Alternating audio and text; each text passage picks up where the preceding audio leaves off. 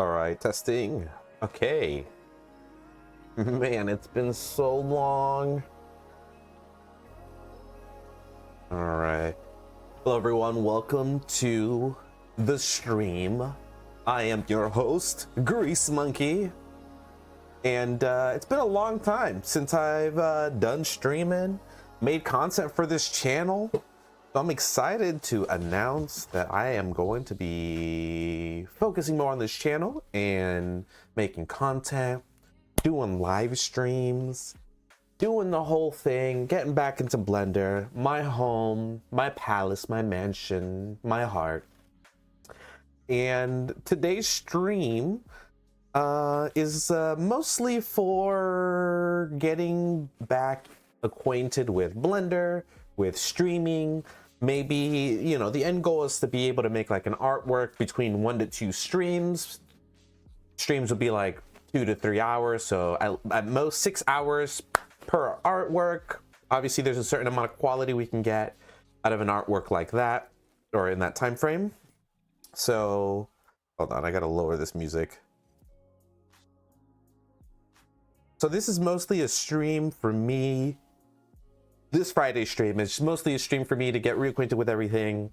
That's not this like free, supposedly copyright free music. I like music in the background on the streams. And I like to use the same music. So yeah, testing if I'm gonna get any copyright strike on that. So yeah, this is, and then also another big thing about this stream is that I'm going to be figuring out what, you know, I'll be doing for next week, like what type of projects I'll be trying out, what type of assets I'll be making, what type of content. And basically these streams are going to be feeding into the videos and tutorials that I make for the channel, right? So I'll do an artwork and I'll do it within 6 hours. Throughout the time that I make the artwork, I will see like, oh, this is a good little tidbit, this is a good little tip, this is a good little thing. And then I'll make those into shorts and or tutorials that are more in depth. And then even amongst that, making tools like a, you know, on this channel, very popular video of mine is like to make like this VFX. They're so old. That's like from version 3.6 or something like that. So it's been a long time since I've been back in Blender. So yeah, so I'll be remaking these assets, and all these streams are going to be going into the future of the channel. This is the testing grounds. This is the sandbox. This is the upwards, you know, movement of making the content for this channel. I have 11,000 subs. They're just sitting there waiting to be entertained, and I'm here to do that. So let me do a couple things here to make sure my stream is going all right.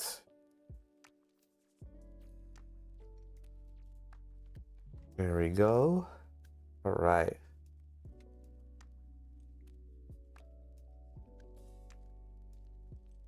Make sure my chat is up in case anybody comes by. And all right, so here we are. Let me fix this hat. All right, so here we are. We're in Blender 5.1.1, and I think right now in the beta, it's 5.2. There's lots of features that are in 5.2, but I usually don't like to dip into 5.2 because there's so much that gets added to Blender month after month, year after year, where I barely have time to catch up. So let's see what we're doing here. To start off, I already did some prep work and like figuring out some things that I want to really start focusing on, which is like the grease pencil. I have a buddy who works in storyboarding, and they use the Blender grease pencil for like storyboarding, animatics, and just kind of like a new 2D 3D hybrid storyboarding process.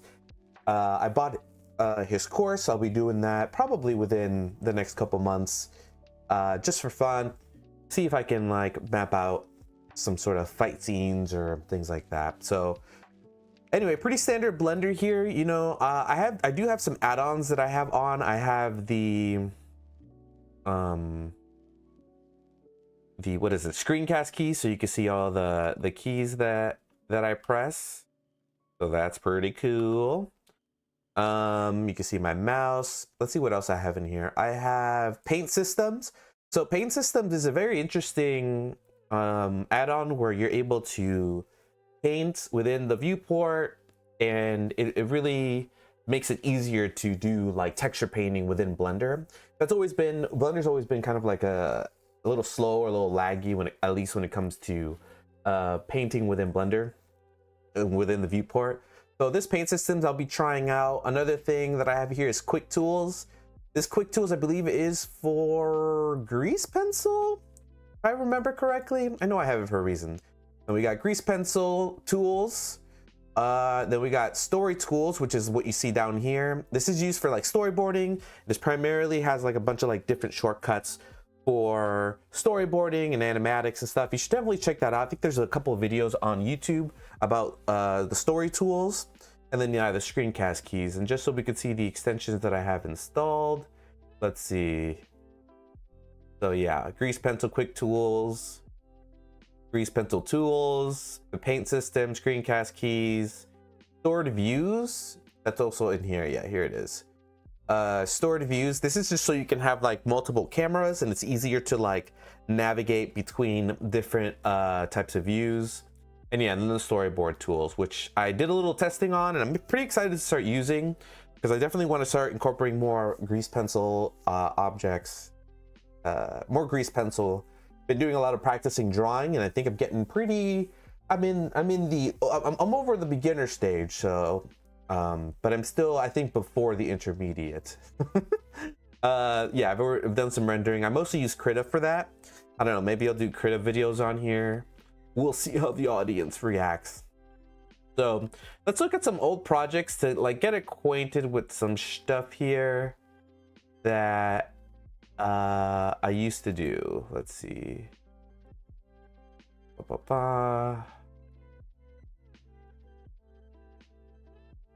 Oh yeah, it was a while ago. When was this made? This is date created. Do I have like a date modify here? I usually like that. Doesn't matter. So let's check out this video project file. This is something I want to do probably next week or the week after, but I did an animatic where it's like basically like a quick fight scene, and I used a video reference. I think I have like the video in like my backlog of videos and stuff. But what it basically is a fight scene that goes on. It goes pretty quickly. It's kind of like an animatic. So we'll go into like the view here, and we can see. Let's just play it out. So they do the punch, it goes, boom. We fall down. He does a kick, he ducks underneath. He jumps on a wall, punches him, and then he hits the wall, right? And I used a reference for this. Let's see if it's still in this project file. Video, nope. See, this is exactly why I need to do this. I kind of like forgot how I would get this video. Is it in Nope Sheet, Animation, Outliner, Asset Browser, blah, blah, blah. I think it would have been in Video as a Clip Editor. Here it is.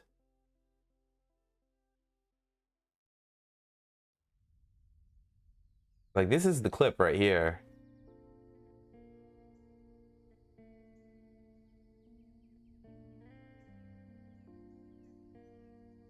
Oh man, how do I blah blah blah. So what I'm doing is I'm looking for this file. Wish this would just stay closed.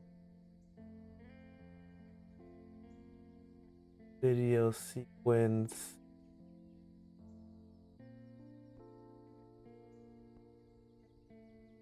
Yeah, I'm looking for, I want to show you the example that I used. You can kind of like see it side by side. Either image editor, compositor, video. Asset browser? Not the asset browser. File browser. Not the file browser. I know I could put it into the camera, so maybe I'll just do that just for now.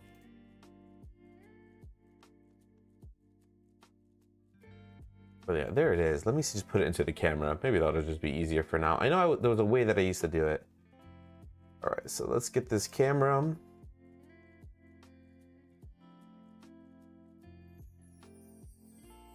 There it is.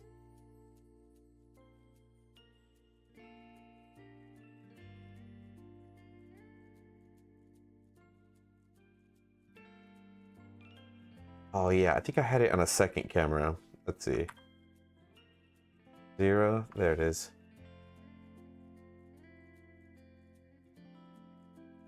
Oh, I just don't think it like exists anymore. Like the file path is gone. Yeah, so it's probably just not here anymore. Let's see, was it in 2025?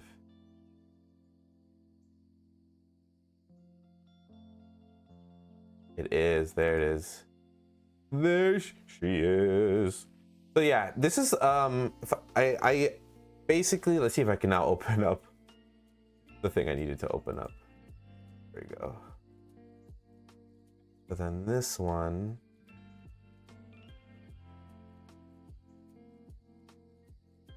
we'll change the view. This is all coming back to me. We will do camera view, blah, blah, blah. This one, lock camera. The camera, we want this one. There it is. It's slowly coming back to me. We'll do the home key here. Yeah, so there we go. So I did this like I think I did this in like 2 streams. Basically I follow this, I think they do like movie stunts and fights and stuff. You take off this grid and floor. You take off all this stuff. There we go. So basically what I did is I got these mannequins from somewhere. Damn, it's like Pixel Arcade or something. And I basically just tried to pose the mannequins in like keyframes throughout the time here, just so I can get like this cool little fight scene. They would jump off the wall, and I did some like flair on my end to make it a little bit more interesting. So like we're going, there's a swing. You can see that he does more of a swing, and I don't think I captured that. They do the thing. I think I diverge here where they run up the wall.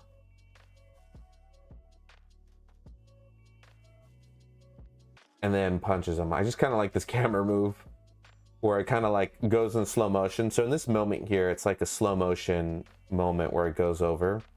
So anyway, I used the mannequin, went through, and I just went through all the keyframes and moved it around. The system that I'm using for the camera, I think it's a dolly camera. It has like its own rig and everything. Let's see if we could see it here. Bones, there she goes. So yeah, so I have, I think this is an add-on that I actually don't even have on now. What is it? Camera, tools, auto cam, camera, dolly. Bro, I forgot how to fly around with a dolly rig of camera rigs and camera rig. There she goes. There it is. So I have this, there's this add-on that you can get in the extensions called Add Camera Rigs. I don't have it installed now, but basically it creates this rig for the camera, and you can, it kind of acts in a way where it's like the camera's on set. So like it's like if it's on a dolly, it gets placed down, goes up and down, rotates, and it has more of like an intuitive, like, it's grounded more in the physics of the real world. So you're not just having like a floaty cam float around and kind of like ground the action less. So I used the camera rigs add-on, or extensions, I guess they're called now. Added that, and then basically when we play this through, we see the animation there, and I just kind of like, first I animated the mannequins, then I animated the camera, and kind of like just went around it and stuff. So it's pretty cool. We'll go back into the camera here. Vroom. You can see that we do that. So what I plan to do with this scene is basically is use grease pencil and try to like do an actual like animation scene with using these mannequins as a reference, these camera frames, draw over it and create an actual dynamic scene that lives in a 3D space. Then you can light it with different like cameras and stuff like that. So, you know, that's a future project for next week. So we're doing that. Let's open up another one. I'm also going to save this. It took me so long to set this up. All right, let's get rid of general info there. This, got this. Man, I love to organize this stuff. There we go. Here's our reference. We'll do like keys there. We'll save it. All right. And then another like popular video I have, yeah, like I said, is the toon shader stuff. And open it up. Let's see what this looks like. Oh, this is me redoing the toon shader. So the toon shader that I have on my Gumroad, which the link is in the description, is a really old toon shader I made a long time ago, and it's like super complicated. And it's when I was like really learning how to do all the node systems and stuff like that. And that was like for version 3.0. People still download it and use it, but I plan to remake that toon shader. And for the modern Blender here, 5.1, it's not going to be anything special. There's definitely toon shaders that you can buy or whatever, but I'm going to be making one that's like free and easy to use and try to use that as a learning experience, and I'll be providing that for free. There's also let's see if I can find it here, a VFX one. Let's see, I think I have it in here somewhere. Electricity, sparkles, hold on, let me look for this thing here. I'm gonna move the video out. Let's see if I can find it here. Here it is.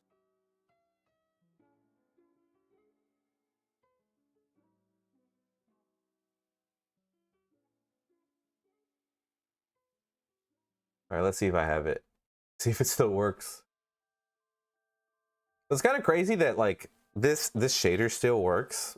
Like, so this is a very popular video on my channel where I provide like a free like kind of like a energy material effect. And you know, I think look how complicated. No, it's not, this one's not that complicated. Let's see if there's other ones. Hero. How's this look?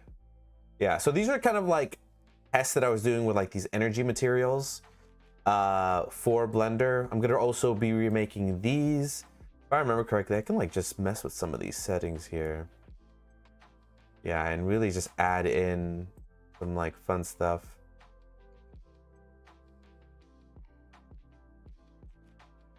Interesting. Let me open up another one. Hold on.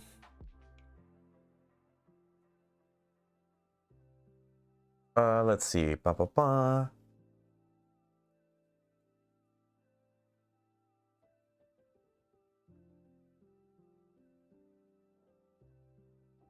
This it? I'm just like opening up some old project files here. See the different materials here. Oh yeah, this is like me trying to make some anime effects. These are old. These are like 5, 6 years old. So I'll be adding these to the docket. Let's open up another one. Oh, hologram. Let's see what this one, it still works. Honestly, it is kind of crazy that like these materials still work like 3-4 versions later after I made them in like version 2 or 3. But yeah, this was like a hologram I created, all procedural and stuff. These nodes are kind of insane looking though. Like I have like drivers in the different math equations. This is just like a slew of different of nodes that I have here going on. Man, I love nodes. They're like the best. I love looking at this web of connections. But yeah, these look like they still work. Yeah, 2 holograms there, and they're a lot of fun, and I think it's crazy. Yeah, they still work. Let's see what some of these settings here. Tracing doesn't do anything. Okay, so yeah, so redoing the hologram material. Let's open up another one. Let's see the electricity.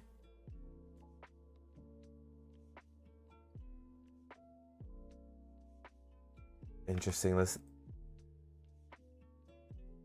Oh, all this needs is like some glow, and it kind of looks kind of cool. Let me make this invisible here. So this is like to be able to put some sort of like energy electric effect on it. It's actually made in kind of like an intensive way, if I remember correctly. Let's see what it looks like. So if we look at it in just like the normal mode here, let's take the cube. It basically, let's see if I remember how this works. Volume to mesh. Did I use geometry nodes for this? Let's see if I did.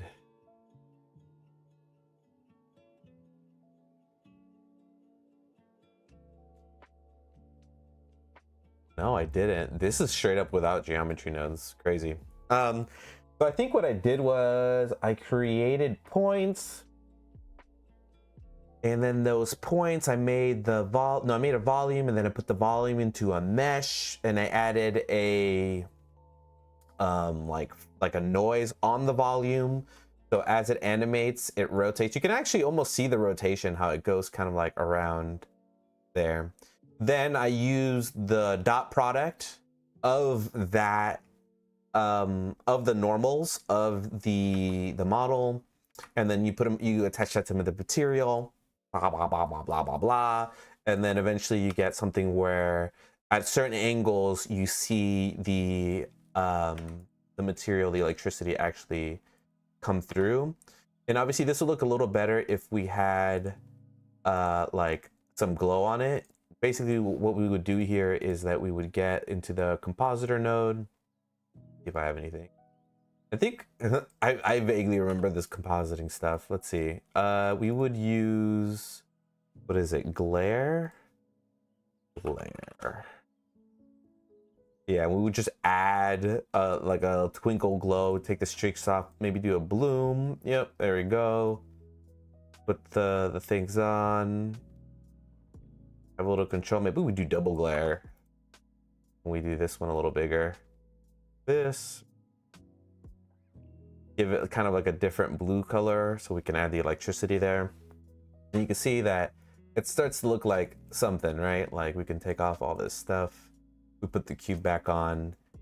Oh yeah, it's displaced for a mathematical reason. So let's see if we could just put this. Oh, it's like a whole thing. So it's slightly off center, but you can see how the electricity can go on that. I think this has to do with the threshold. Smooth volume. I wonder if it has to do with the shader node itself. Somewhere around here. The dot product, yada yada. Oh look at that glow! My face lights up. You can see it like on my the screen lighting up my face. Oh. Anyway, so yeah, so I think there's like some sort of basically the mapping of the material and texture space is being shifted a bit. It has to do with something right here, which if I remember, oh man, and then they reorganized all the nodes. So now I like to go into the nodes and click on them because I'm like I like to know where things are at, because that's how I serendipitously find different nodes and try them out and stuff. but I think I have to like search for it right now. So mapping. So I think if we move this density grid. Anyway, I'm getting too deep into this. So this electricity one, pretty decent, pretty cool. This is something that I would like to explore again, and we can start over and I can update that tool. Let's open up another one. Oh man, this rain material. This could be done so much better with geometry nodes. So one day, I will definitely start learning geometry nodes even more. Not even one day, soon, within the next week or so. Because I already know some of it. So let's see what this looks like. Looking pretty sweet. I got like this thing going on where I have like multiple. So the rain falling down is on multiple planes. And that's just so there's rain falling in the front and the back. And it's all procedural. They're all like textures that are like,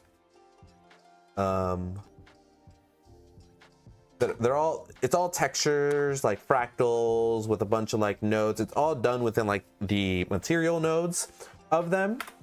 So like pretty sweet, pretty simple. You know, if you get like if you really want it like the water drop to hit and it match up with the droplets, that's where I would redo this as like a geometry nodes thing. And I think I will. I'll make like an easy, clean, fast running rain that just can be slapped on and easy. But this solution was actually pretty interesting. I remember making it and we were on a trip actually visiting like a place that we were going to move to. And I did it in the hotel. I think I was like deep in the blender at that time. It was awesome. So I'm glad I'm back here. So the rain, look at that. It's pretty sweet. Once again, it needs some work, but there's a lot of trickery going on in here. And if we just, you know, let's make this bigger. You know, this is done all before geometry nodes. I would definitely do it in geometry nodes this time, but this is a texture solution that can probably run a little bit smoother on your computer if you just need something simple and sweet. Like even if we just make the rainfall invisible, just having these like little droplets hit. Oh man, and the droplets hit and they rotate according to like the different normals that are on the model and stuff. So yeah, this is a lot of trickery without using geometry nodes, or at least I don't think I use geometry nodes. Yeah, these are just like arrays and particles and stuff like that. Pretty neat. So electricity, rain, hologram material, toon shader. So that's already 4 things. An animatic using grease pencil and doing the art for that. The reason I call myself Grease Monkey is because I really wanted to use the grease pencil, and that's how I really started off really making this stuff. So like we're gonna get back to basics. Let's open up another one. I think that's all of them, but let's see if I have another one. Oh, this one's called Fog. Let's see what it is. Oh my god. Interesting. This is probably like a test that I was doing for like fog. I'm sure you could do fog way better, but this is like actually using a volume, you can fake this in the compositor with like mist or like depth and mist and stuff like that, but this is actually using like the fog. Let's see if I have it here. Let's look through it. The fog controller, we got the cube, array. Is this just within the settings? How did I do this? Oh man, digging through these projects brings me back and I love it. Okay, we got gravity. I think it's somewhere in here. Volume, here it is. I think we're doing something with the volume here where we're setting this up. Like if I put this 1 to 1, I think it'll change 1 to 16. You can see you can like really see it right here. Like the 1 to 16 is like a lower quality. And then 1 to 1, you can see that the little bumps go away. I wonder if it picks up in the stream here. But yeah, so 1 to 16, 1 to 1, pretty cool. right? So we got like this fog going on, and I think I did this with the custom range. Super cumbersome, super silly. Because like, look, I could just change this. Yeah. Because I think what I was really trying for is like a really colorful fog. So I can like use it in different stuff. So you can see that I move this forward, back. And I think this uses the world. Oh yeah, we're here. Yeah. This uses the nodes within the world. And the world is like here it is, the principal fog, the volume, right? So this is actually like generating like realistic fog, quote unquote. It's more of like a mathematical interpretation of like the distance and fog and stuff like that. So it's not like actually like a particle simulation or a simulation at all, but it was supposed to be testing out how far I can push the principal volume. So that's pretty cool. Let's see if we just mess with some settings that I did here. Yeah, this is where we get the color from. Well, I guess not, never mind. I put that, oh no, that's not where we get the color. We get the color from here. Let's see. There it is. Put that. Yeah, this is just kind of like a cumbersome way to like do the volume stuff. To do fog, excuse me. I'm gonna try and revisit this to see if we can do something cooler than this. But overall, pretty cool. Let's see. I think that's all of them now. Let's see. Let's open up another one. Looking here. Let's see what this one is. Beam. Look at me. Look at me putting labels on things. Let's see what this looks like. Okay, yeah, this is like unfinished work here, but looks like I was trying to do some sort of like laser or beam or thing hitting and stuff. Animated texture is all procedural. That's fun. These are all mostly less complete than the ones I've been showing here. Let's see if we have another one. It's called Texture 3. Uh-oh, taking longer to load. Uh-oh. Is it going to crash?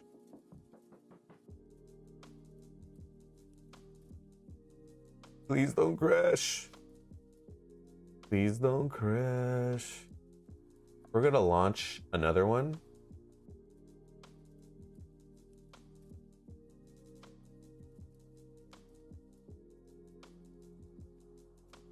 Just in case. Yeah, this is gonna crash.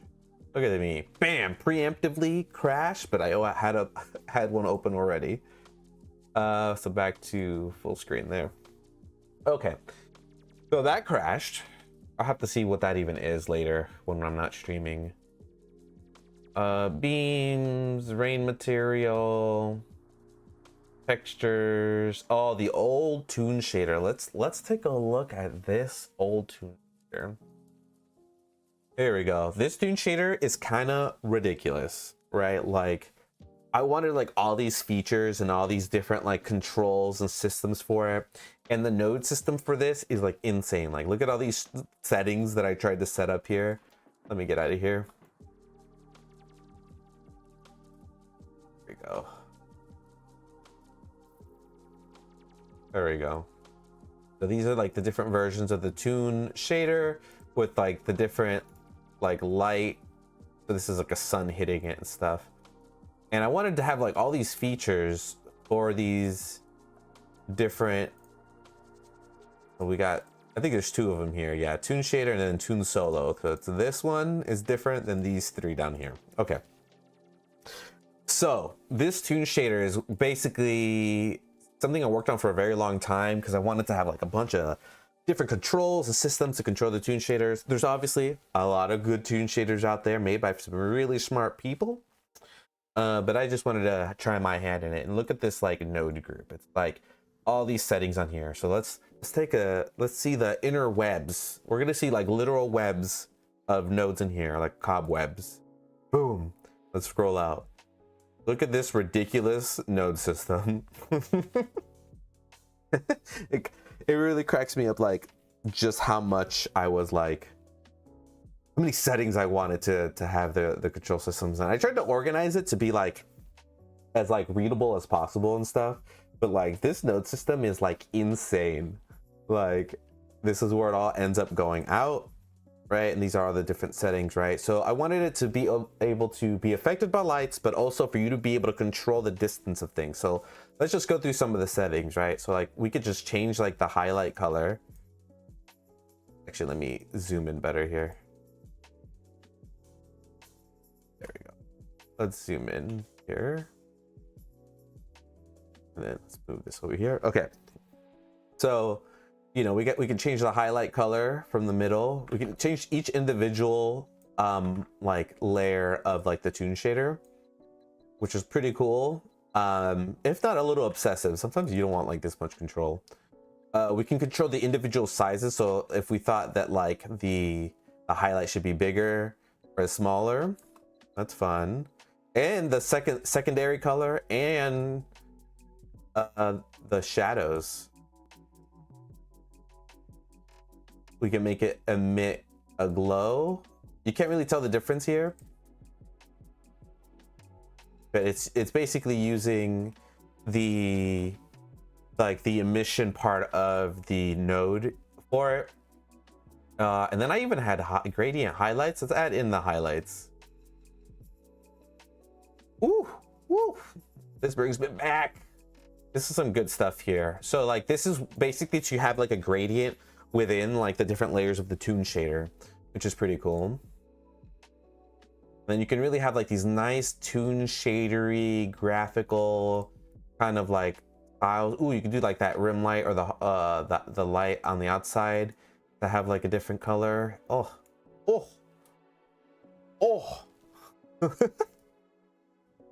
Pretty cool. Let's go back. Cool. So there was the gradient, top, bottom.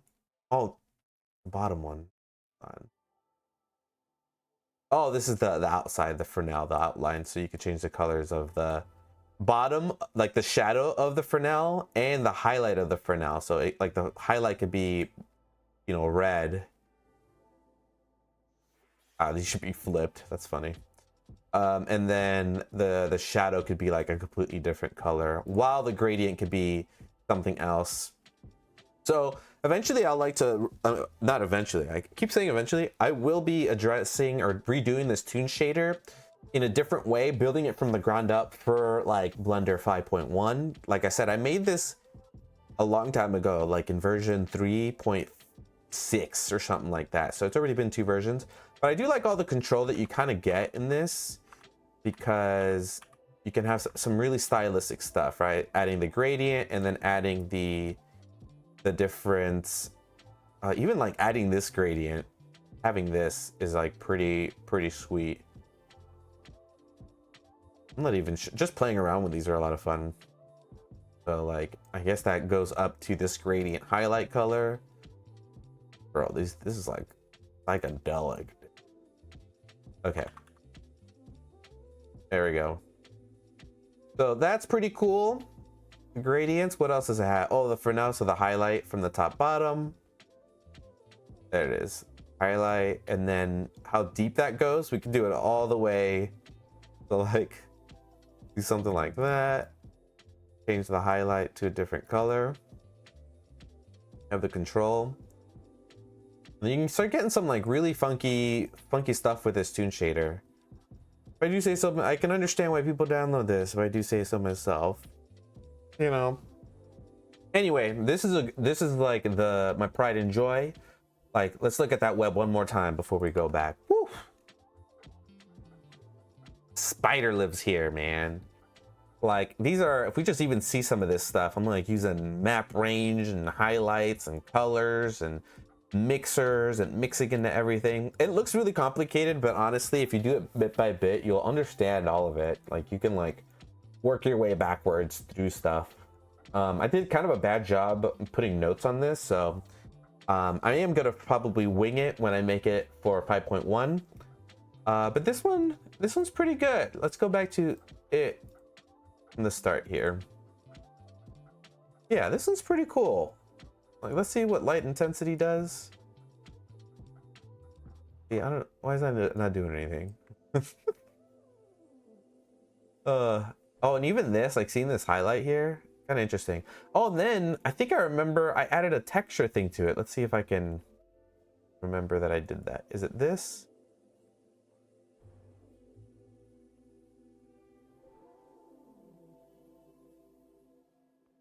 Man, it was something, man. What did I do?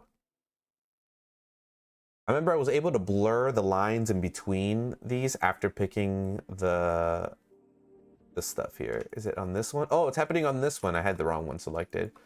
So let's bring this back. Yeah, so I did it so like it adds like kind of like this transition and kind of looks, I don't know, kind of looks fun. It's using a texture. Let's see what it's actually using. If we take this image texture off, let's see what happens. Okay, so I don't think we need this. I think I remember adding this for somebody who requested it for their project. But yeah, I think if I remember correctly, this is using just yeah, a noise texture here.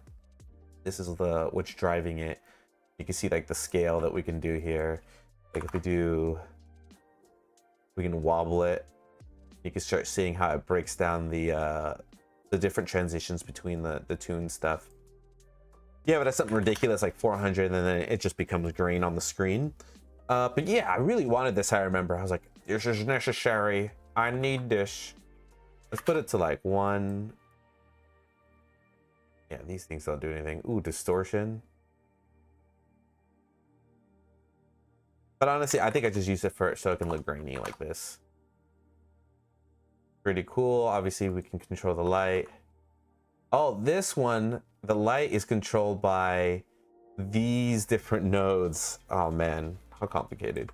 And then if we added a second light, there's the second light. There it is. And then we can control like where the second one is. This is so funny. And we can add in a different light. Let's see. Oh man, this is a lot of fun. We can like mix it. That's pretty cool. And let's see if we did a different texture. I love my Voronoi. Voronoi! Alright, so we'll do the color. We'll enter in that here. Bro, look at that. Put this to 400. The speckle looks so good. These things don't do anything. I guess that's why I didn't do it. Alright, so that F2, let's do Manhattan. Let's actually make this 100. Change it to Chabrowski or Minkowski. Normalize. All right. So yeah, that's a pretty cool one. It's a lot of fun. Let's take off the second light though, so we could just kind of see this. So that's a cool one. Let's do one more texture before we move on. All right. Texture. Let's do a wave texture.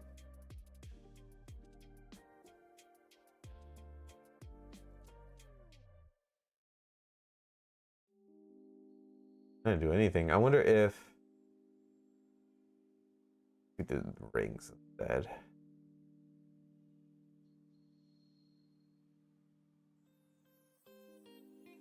Huh, let's do anything. Gabor texture. This is a new texture. I haven't. This was probably added in a time where I wasn't using it. Interesting. So only the noise texture works here. Oh, let's put 3D texture here. Value. Interesting. Only the noise texture works. Kind of funny. All right. All right. So I'm gonna take a little quick bathroom break real quick. So I'll be right back.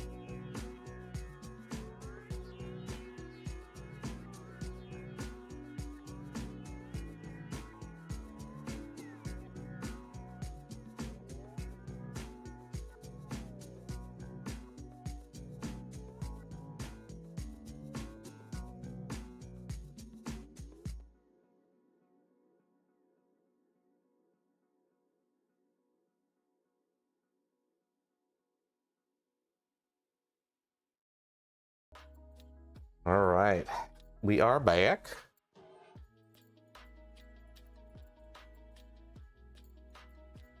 And make sure all this is good.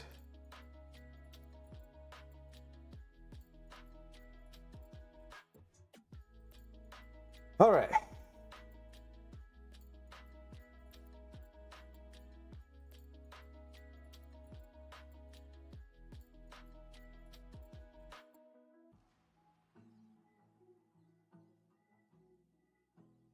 Cool. All right, so here we are. Toon shader. I think that's everything I wanted to go and review and look over before we should start playing around in Blender. See, I don't think we're gonna finish an artwork this time around. This is just a kind of a test stream. Once again, going through, getting ideas of what I'm gonna be doing in the future, and what I'm gonna be making and stuff. So this is good. So let's start fresh. Put a new general on save. Bring this back up. Let's start with making a fresh toon shader. And then we can start building on that toon shader from there. And actually, I already have one open here where it's Hero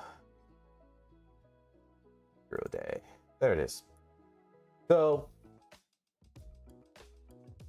let's go. So my screencast isn't off, so we'll turn that on first. Good stuff. Here we go.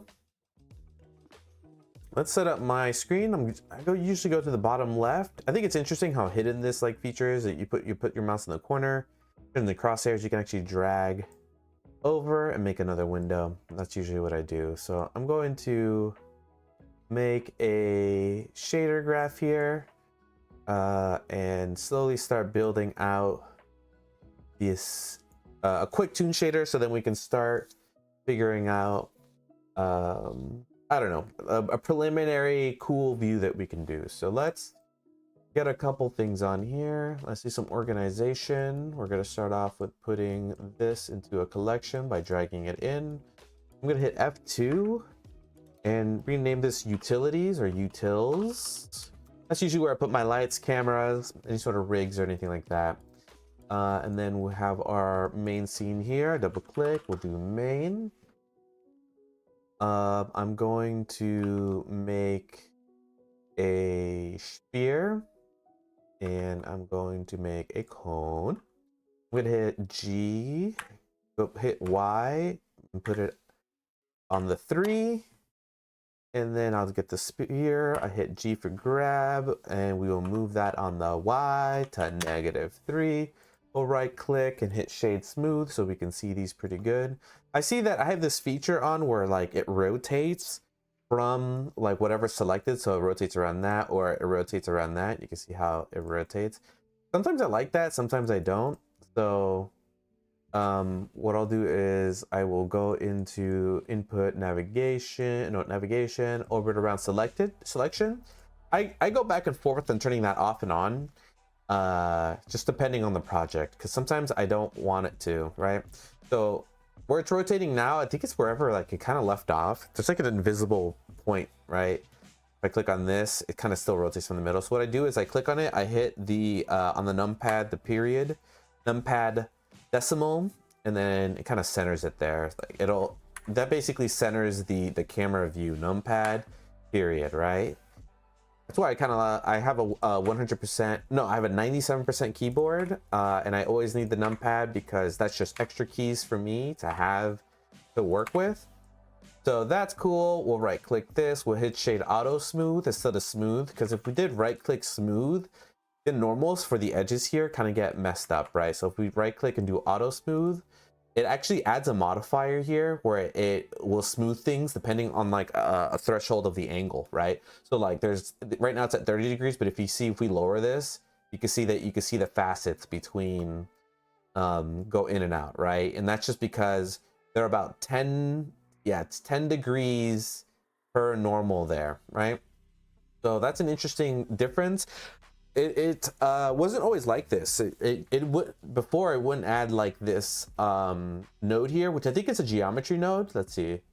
It is. So let's see what that actually looks like here. We're gonna drag, look at the window, geometry nodes, and it sets up this auto smooth by angle geometry node setup that adds it kind of like a modifier here. It's basically geometry nodes, right? Like if we do, what is it, generate, oh, here's right here, geometry nodes. That's what the little icon is. It means geometry nodes. And it adds this geometry node smooth by angle here. And let's like even just look at what is even happening here. Let me put this to rendered mode here so you can see it. And instead of a point light, let's change this to a sun. We'll bring that down to 3. There it is. Right. Even hit R to rotate it, and you can see the different type of thing we can do there. Anyway, so let's see what it's actually doing here. Ta-da. There it is. Okay, so it's a geometry node setup that basically does set shade to smooth by face. The mesh that it has an input of a mesh. That mesh is also set shade smooth by edge. So it's doing both. Fun. This is the input for the mesh, which is just like what the material, what this is right here, the data. That's what this is coming from. That green. That's why there's similar colors here. Green. Yeah, and or smooth sharpness. Yeah. By angle, unsigned angle. I'm assuming unsigned and signed is like the integer value. I believe like unsigned is like just very large number. Very a little fuzzy on that. Is shade smooth. Anyway, it does this geometry node. It's basically a math equation to then smooth out by angle. And it's kind of neat that it does it. So instead of doing like under the hood, it does it more like a way that you can actually have some effect on it, which I think is pretty awesome. And then our background is gray currently. So like, let's look at that. You can see you change the color here. So usually when I set up a scene, I kind of like the sky being a different color than the bottom. So, you know, gray's fun and all, but like this is a stream. We gotta make it look good. Right, so let's do this is an old thing I used to do. Let's see if I still remember how to do it. So basically, I'm gonna hit Control T. When I hit Control T, it automatically adds these like nodes. This comes from the Node Wrangler add-on. So if we go to Preferences, Get Extensions, what is this? Node Wrangler. Node. Is it in add-ons? Wrangler. There it is. So under add-ons, Node Wrangler, I set that up, and that basically gives you some different shortcuts for when you're in the node editor. And usually I use Control-Shift-T or Control-T, and that adds in that setup for me, right? So there we go, we got that setup. It adds in an environmental texture since we're in the world there. We'll click on that, hit X. And this time we're gonna do a gradient ramp, right? I get kind of confused with the ramp stuff because they're called something different in like so many different softwares, like a ramp, a gradient, color ramp. Anyway, so we'll do a color ramp, and we'll see that we have this kind of like angle. I'm gonna move this camera back here. I'm also gonna go to the camera. So I clicked it. I clicked the camera by clicking the little icon there, even though this is like collapsed. But you can uncollapse it, click the camera, go to camera, go to camera, nope, viewport display, pass a part out, sounds like French. So we click on that, we make the outside black so I don't see what's outside the camera view. I'll hit the home key, we'll zoom up on that, we'll get rid of that right there.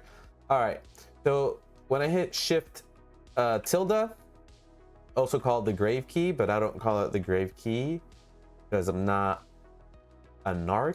I'm just kidding. I like just called it the tilde, but we'll do that there.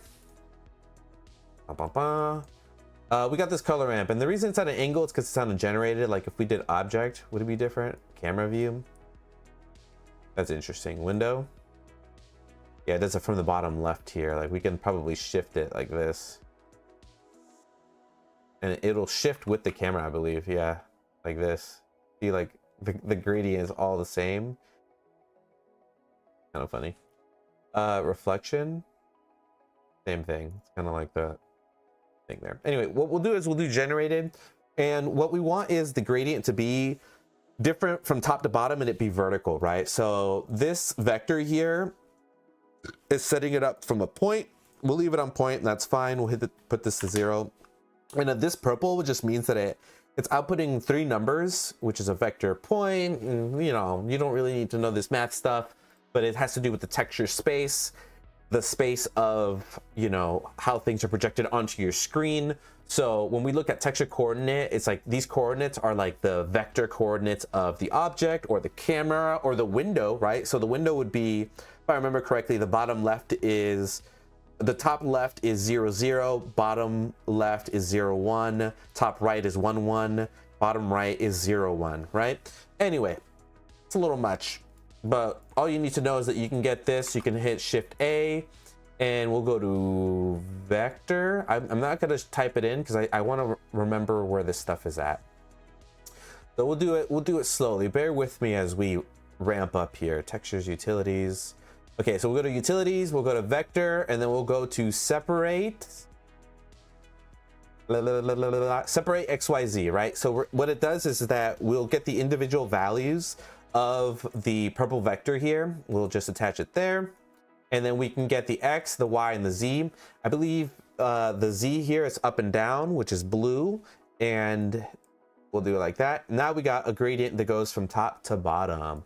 So there we go. So we'll line this up here, which is pretty nice. Maybe we will even add, is there snapping? There we go. We'll put snapping on just so we can get like actual hella organized here. Yeah, there you go. Cool. So there we go. We got the separate, and then we can choose that. And then from here on the Z, we can actually make the gradient here make a little bit more sense. So we'll bring it down. I'm gonna hit 1 on here, and let's see if we can see exactly where that line is. I'm gonna hit constant, and then we're gonna see where this line is.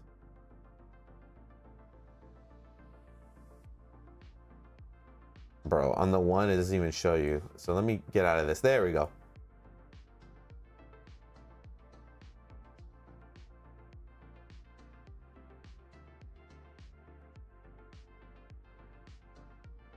We'll leave it at 1. We'll change this constant back to linear.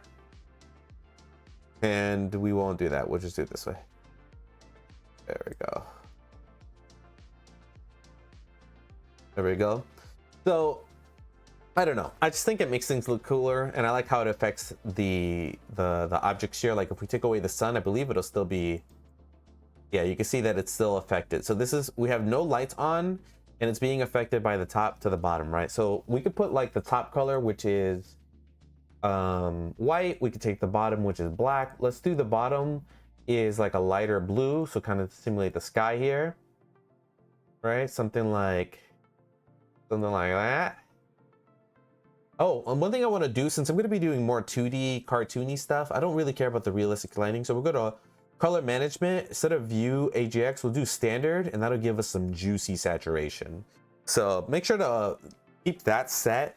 So if you're doing any sort of like non-photoreal NPR looks, set your color management to standard view, and then I'll give you a better rendering, because like this AGX that it has is more for like rendering something like realistic, and you can see that it's all grayed out, and that's not fun. I like some juicy saturated colors, right? So we got that. We'll do this one the same. What you can do, if I remember correctly, is you can hit Control C over this color. Oh my god, that's so cool. It gives you like the whole thing when you hover over it. Anyway, Control C, we'll go to the white, Control V, and you can copy and paste like these sort of like colors within the nodes within there, right? So we'll do that, and then we'll go to the color. We will move it a little bit to the bluer side. We will bring down the saturation, so we have like a darker sky. So if you look at the zenith, the top of your view, you'll see that it's a little bit darker there, right? So let's go back. Let's take away this grid, but I'm gonna set a plane here so we can see this. We're gonna times it by like 10. We'll do that, and then we'll bring all this up 1. All right, so they're kind of just sitting on top there. And then we can take away this grid, this floor. There we go. All right, cool. So we have the floor here. I hit the numpad period so we can center. And I want to see the dark blue a little more. So let's actually saturate the color and then bring it down. And you can see that you can start seeing it there. I think if we put it to B-spline, it'll look a little bit smoother here. So let's bring it to B-spline. And then that kind of has like a nicer look here, right? So that's pretty cool. And then in between this, just because I want to see if I can like shift the colors, we'll do a color, hue, saturation, and value. We'll go and click on that. Boom, light it up. And then we'll change the hue to whatever hue we want. We can set the value, put it darker, put it lighter, do the saturation and stuff. But honestly, can we do it a different way? Let's see if we can have a bit more fun with this. If we do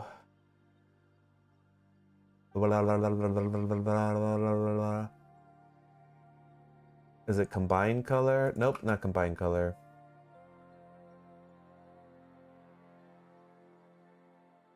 I think it's mix. Let's see where it's actually at. Mix color and then mix color. Okay.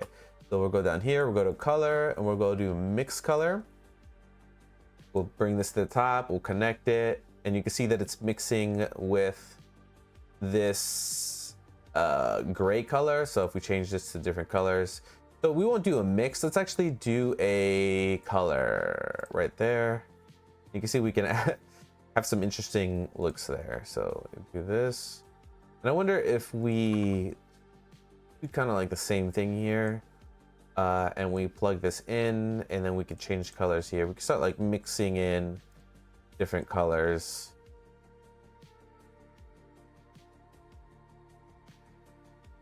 Have a little bit more fun there. And then you can see that it's kind of getting desaturated. So we could just add in a color, hue, saturation, bring the value up to 2. Saturation up to 2, and you can start seeing like some crazier stuff.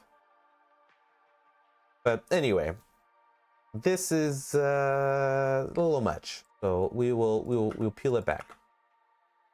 Bring that there. Beautiful. Okay, cool. So we got our blue saturation there. We got our color. We got our world. We'll hit save. Control S. Don't ever forget to save. Cool. So we got that. See what our light looks like if we put it on. All right, looking pretty good. I love how this like material looks, and it's just the basic materials. So we'll go to our light, and let's see what type of different lights and stuff we got going on here. So if we go to our light, it's interesting, the exposure. See what it says. Scale the power of the light, exponentially multiply intensity. So I guess you can have this at like a normal. Like we do that, and then if we had it almost at 0.2, I guess it's just like a multiplier. So we'll do 1, put that at 0. Interesting doing a normalized. Shadow's pretty cool. Shadow angle, but like diffuse it or give it like a hard shadow. I think that's nice. Oh, controlling it by diffuse, glossy, and transmissions, pretty rad. Actually, that's super cool, actually. All right, cool. So we'll keep it going. So blah blah blah. For this one, I'm gonna add in a modifier for the square, just so these edges aren't so sharp. We're going to do a bevel modifier. We're gonna do a couple. We'll probably do 5. We're gonna lower it like this to like 0.025. 0.025. Okay, and then we'll hit shade smooth. That looks just a little bit nicer. I think we can do the same thing. We're gonna hit. Can I copy this? There used to be an easy way to copy these. Can I just hit Control C and hit Control V here? No. Okay. Cool. So that's that. We got our light going on. We got our sun. And let's see the materials that we got going on. All right. So they are all the same material here. Ugh. So let's go back to our materials. This is just a super simple material here. Let's actually take off these angles. I don't really need to see where we're going here.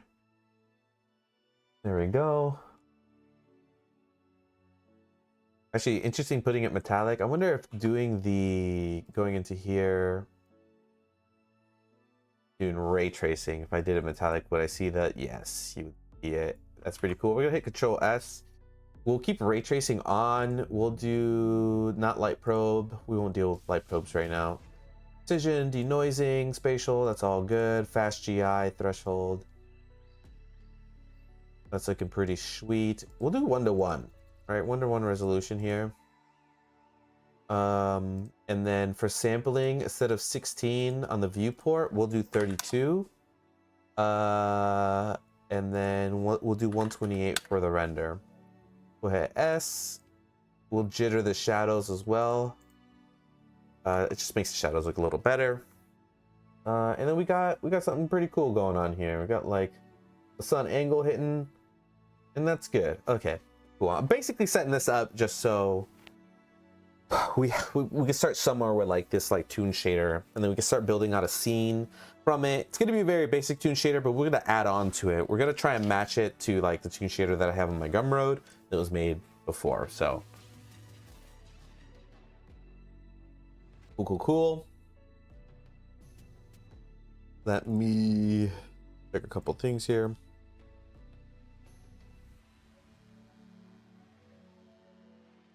All right, so let's mesh with the different materials. Oh, but they don't look like that. There we go.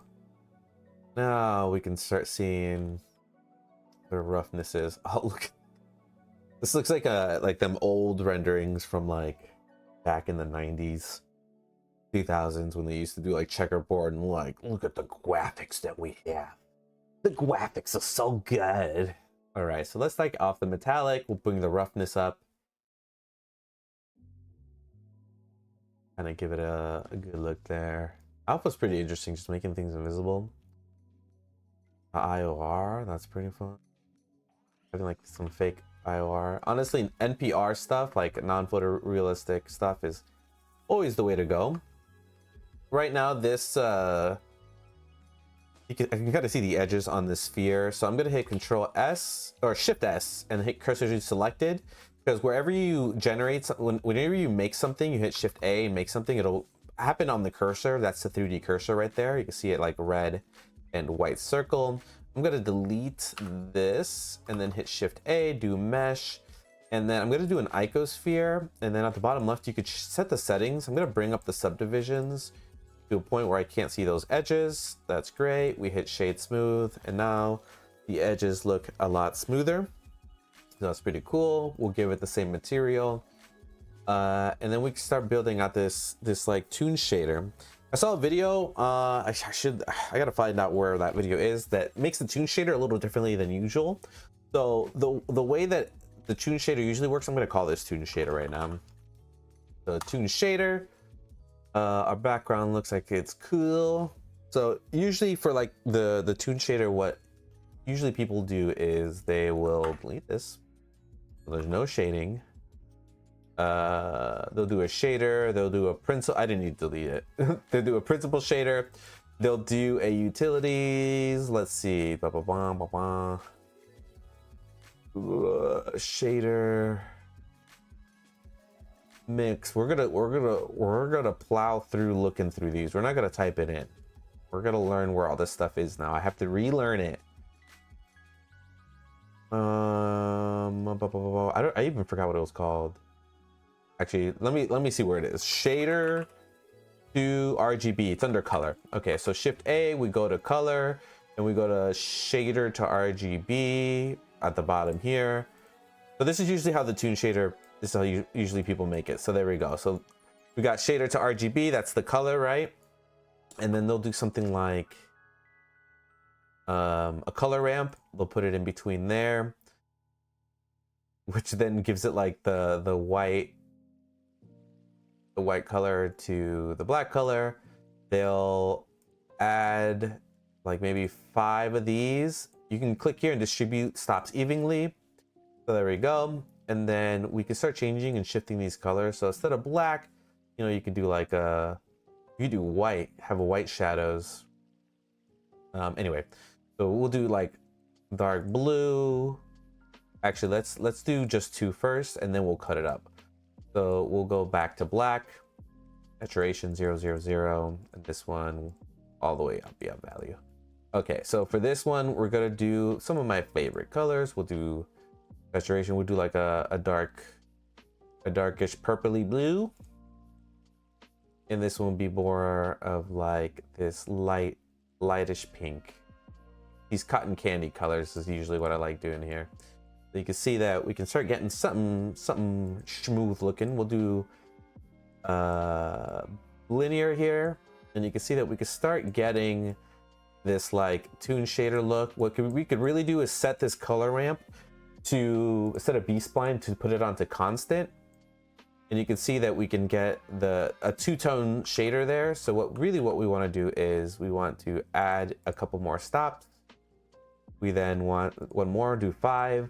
We'll do distribute evenly, and then we go to constant. Then we can start getting sort of like these colors here. Let's see there.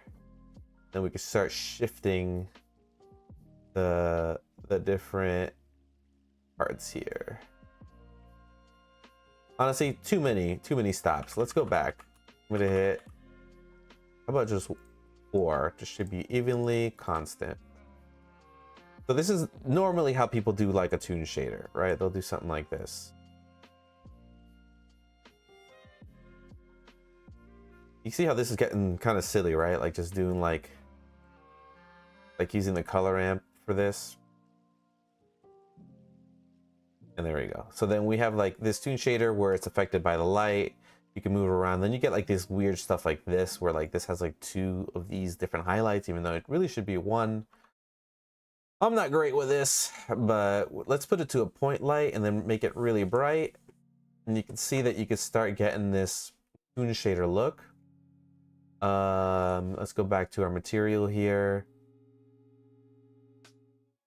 There.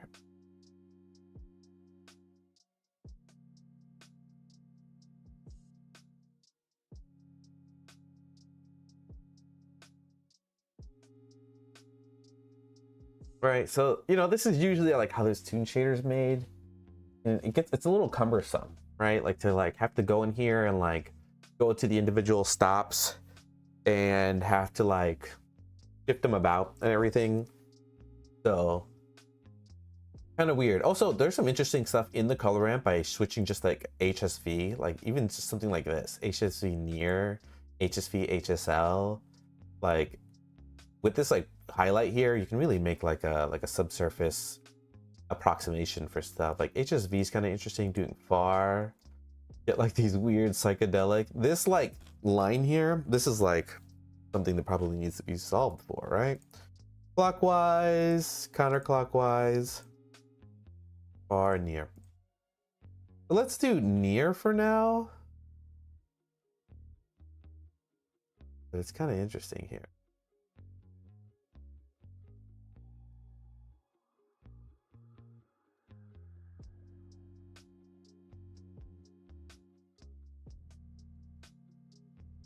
So even using like this sort of ramp is kind of interesting, kind of fun. All right, so yeah, so that's usually how it's made. Toon shader, I'm gonna call it traditional. Something I'm also gonna do, I'm gonna go to File, External Data, Automatically Pack Resources, so everything gets saved inside the Blender file. So it's all self-contained. But anyway, this is how they usually do it. RGB, you know, we got like this constant here.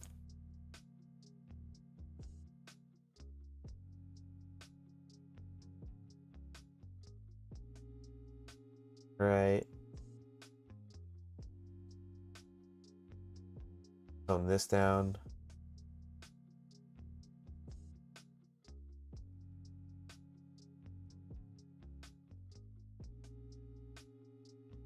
There we go. We'll go back to this.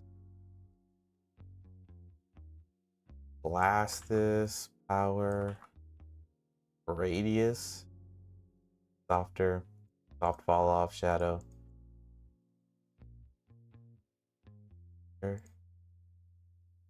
Fun, fun, fun. Okay. So this is how traditionally they make the toon shader. But let's try something different here. I saw this on a video. I gotta figure out where to credit it. So let's make another material, and instead of calling it traditional, we'll call it new. We'll take this off, and then we'll switch this all to the new one.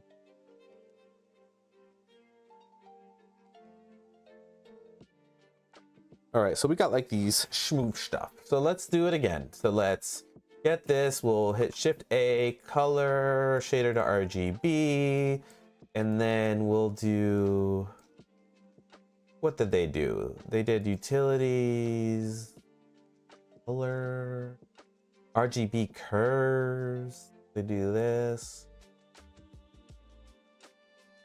All right, so they do the kind of like this RGB curve in between, but I remember them doing something like this where, oops, let's do this.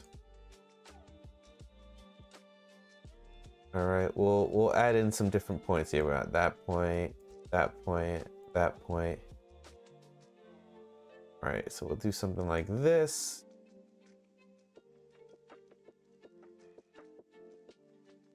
Let's do one here. Let's do some in the middle too. So the middle of these squares.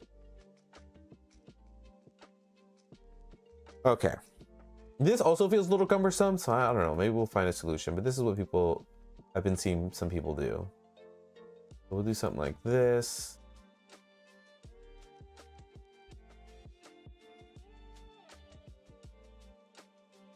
Right, so there's that, and then we'll do something like, we'll select all the points.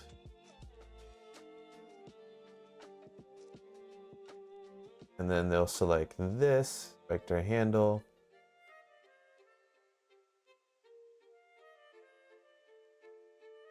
Oh my God, I'm just trying to erase.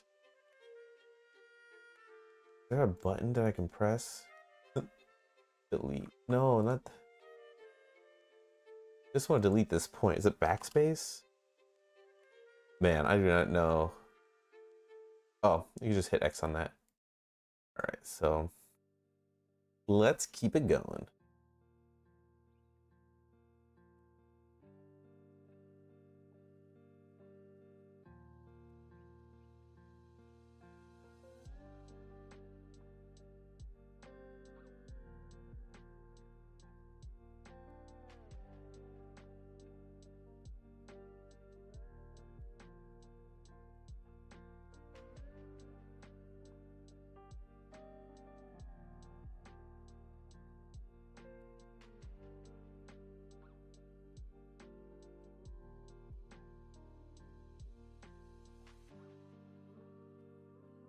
All right, so this is an interesting toon shader because then it's affected by light, and it kind of gives like this kind of interesting bands here.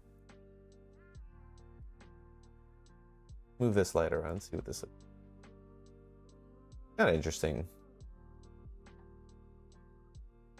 Let's see if I'm doing this wrong. I'm gonna save this, but I'm also gonna open up the toon shader that I was making. Oh yeah, this is the way that it was made here. Oh, separate color. That's what I needed to do, and just do it on the value. So we'll look at this. We got the toon shader. All right, so let's open up. So we got to do the separate color, combine color, in between all that, using the float curve. Wonder if float curve is better than what I'm doing right now. So let's go back.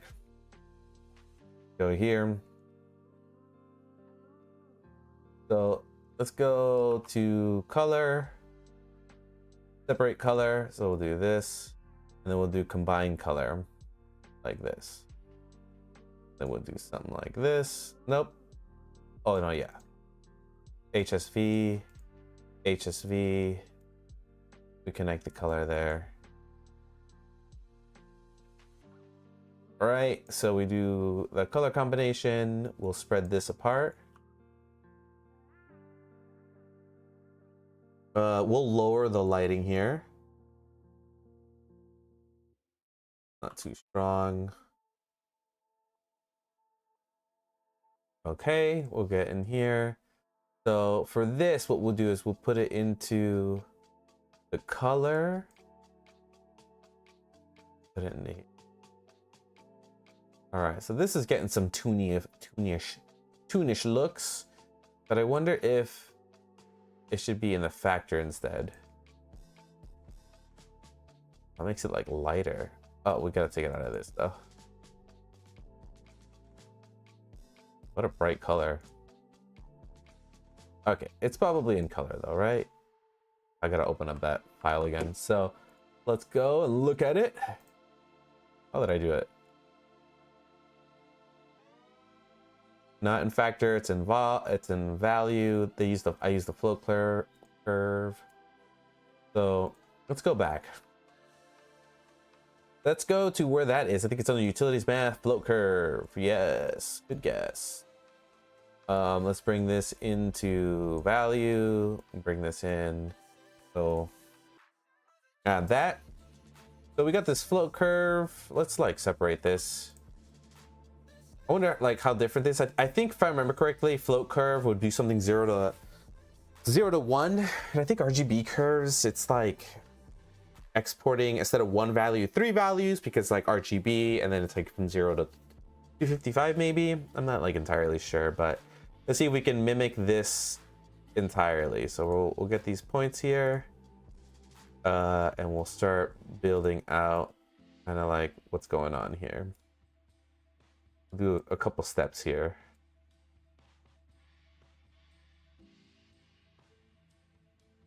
Like that. We'll select all the stuff.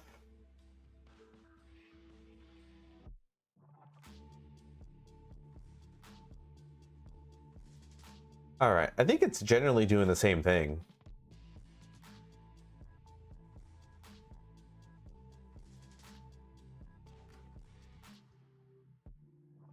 All right. We put this to a sun.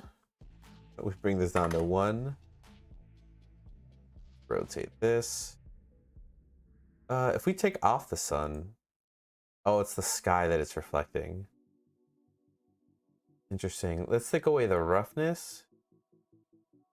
I give it all the roughness.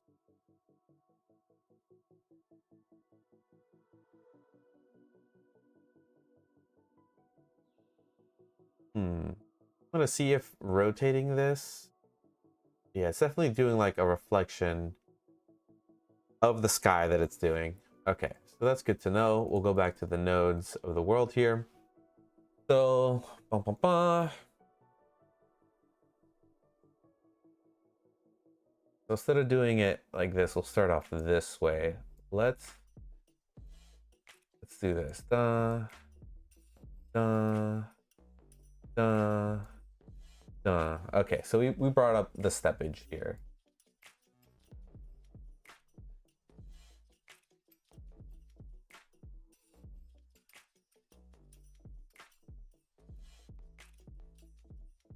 Interesting.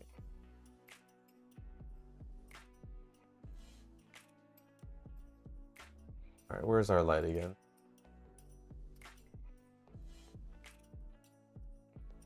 Interesting is, where is my highlight? There it is. So if we bring that, so our toon shader starts to be affected by the light. So if the color is changed in the light, it will be added to that, right? Okay, that's good. Kind of gives it like a gradient or whatever. Kind of interesting. Saturation. Very interesting. All right. Let's keep it going. What else can we do to this? Is there a way that we can kind of like, we added another float curve, right? So if we're like input, utilities, math, float curve. We soften it out again. Interesting. Oh, and we've just darkened the whole thing. I see. We're curving it up. All right, so flood curve, doing it again. That's interesting. Let's add in a color ramp. Let's see what that does.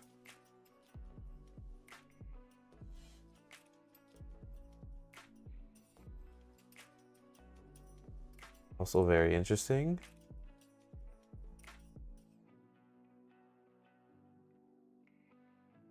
Giving it like a different color tint for the shadows is pretty interesting.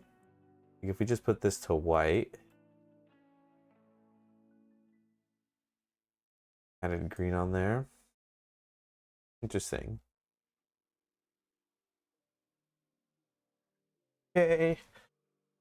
Huh. So this is like an interesting way, but I think it suffers from the same issue as the color ramp, where you have to deal with like these little nodules that we can't automate like very easily.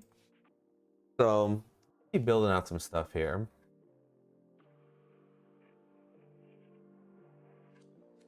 So where does put this here?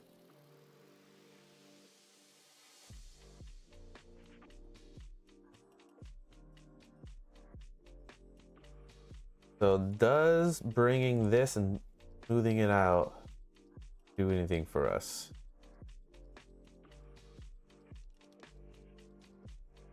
All right, that softens that one. Let's see which one softens this one. Both of those. So we'll do this.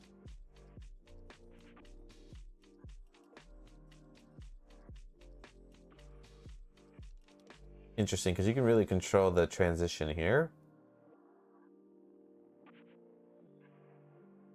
Cool. So let's do the same thing for this one. This. Go. This one to this. All right, so let's see the difference between that and then just straight do it. You can actually bring that highlight in a little more. I think that's really interesting. Clipping option.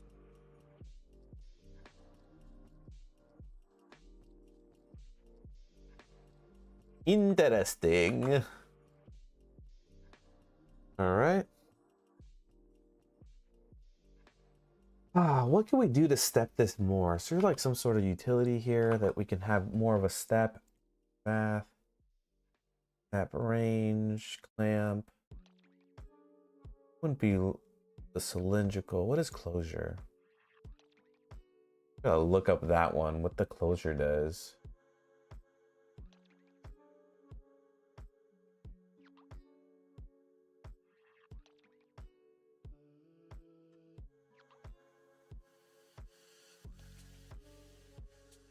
Daters.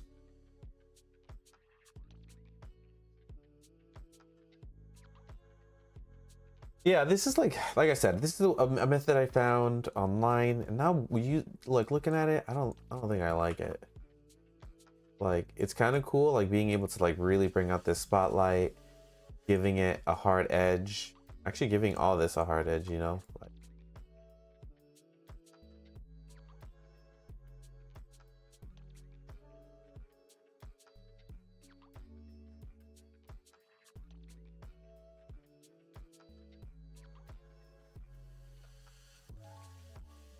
oh, this is the sun, right?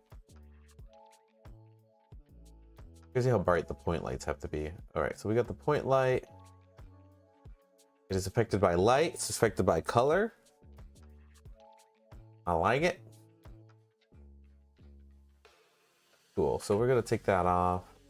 All right. I don't know what to decide here, but I should probably continue and move forward here. So for now, what we'll do is we will use a. Did the color ramp do the same thing? No, I don't remember. Hold on.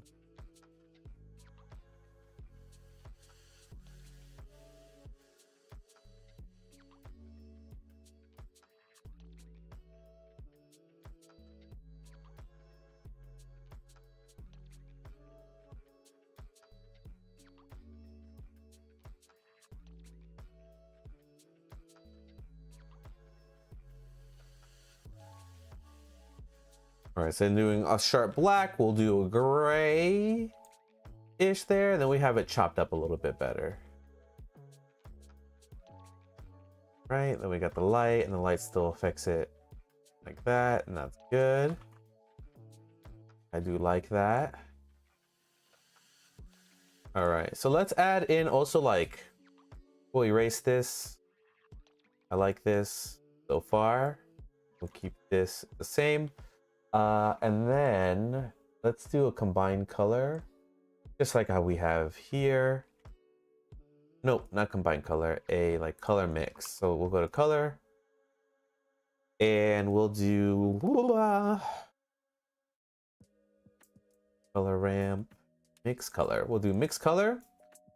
And then we will do another color ramp. We'll put in some crazy colors right now just so I can see them. Click on that. We'll do like blue. We'll do like purple. Got that. B-spline. Put that in here. Then for this, I think I'm gonna do it on the object's texture space. So we'll do input texture coordinates. We'll do Control T. I guess it doesn't work that way. Control T. Okay, so that did it for me. We'll hit X there. We'll erase this. We'll do the mapping. Blah, blah, blah. We'll do a separate. So we'll do a utilities vector separate X, Y, Z. We'll do the Z. It's the same thing we're doing for the world. What we're doing here. And we will just see about mixing these together. Like this. There we go. And we'll do, instead of UV, we'll do generated. Now that's already looking, that was super weird. Look like a glitch. We'll do object instead. So weird. Z, X, we'll do Z.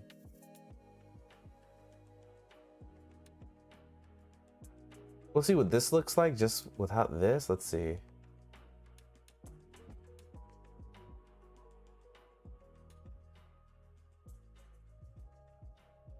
Oh, I think I'm forgetting something. Forgetting.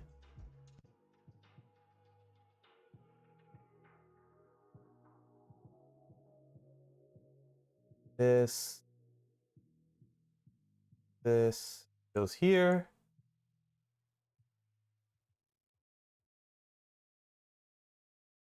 There. We'll duplicate that. Now we're getting somewhere. Now we're getting some weird stuff here. Cater to RGB. Instead of separate color, separate XYZ, we'll do separate color instead.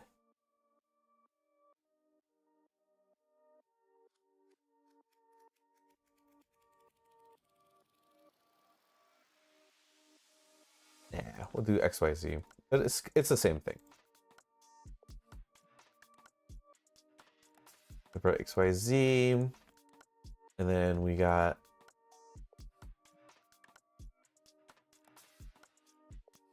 adding in that. We're gonna make this ground plane just kind of invisible. And we'll add in icons here. Go. Okay, so we got object. What have it generated? Same thing. Okay, object. If we went to and took off ray tracing. Yeah, shadows is that extra line there. Okay, we got that. We're doing this. We'll do linear.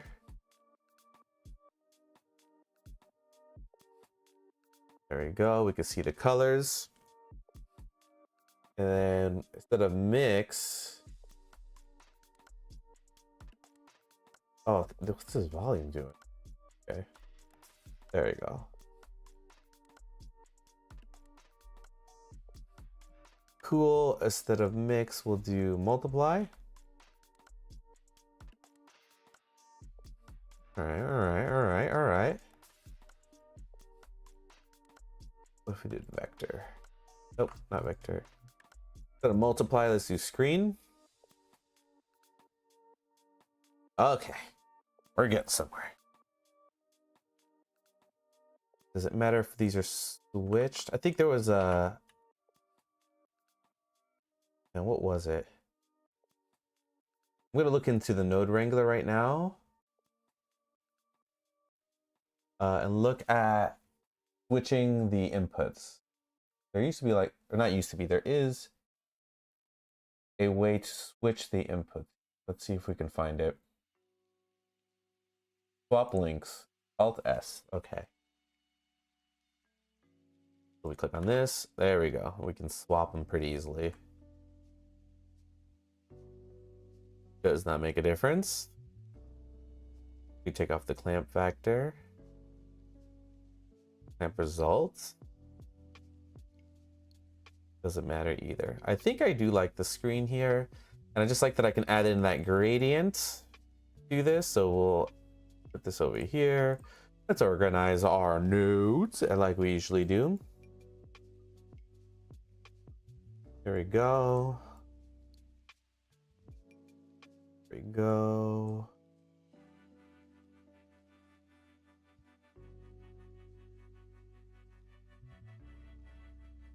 Cool. Go ahead, Control S to save. Never forget. And then we can control, yeah, the distance. Purple here, which I think is kind of cool. Left and right as well. I think up and down is where I want it, or it could be from the direction of the light. So if we do like a directional thing where it's coming from the light, I think we have to subtract the two vectors from each other and that gives us the direction. So let's see if I could do that. So let's get this object, which will be like the location of the object. And then we're going to do a utilities vector math. Vector math. Vector math. We're going to subtract the two vectors. We'll do the object vector subtracted by the camera vector. And see if that gives us something that's a little bit more interesting here. All right, so like if we move this, and we'll look at it from our camera view. Kind of interesting there. I think I'm doing this wrong though. I don't think it should be something else. Input, man, geometry data, and it should be geometry position.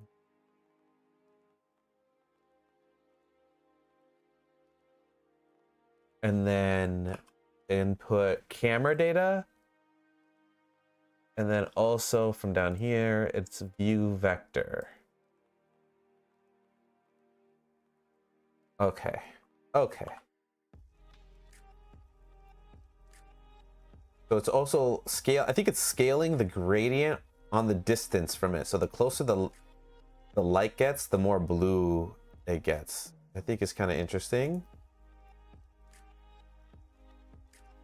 So it's like the further it is away, the more purple it is, but then it gets like really blue. That seems kind of interesting. Like even here, right? Like just even getting this sort of like blue color. Let's see how close we can get it. Yeah, it's kind of sweet though. So yeah, so I think I like that. I want to make sure that this is the actual math that we should be doing. We're subtracting the positions from each other. So yeah, the position and then the view vector. I gotta look into that. Not length. Is there a different one here? Let's see, multiplied by, cross product.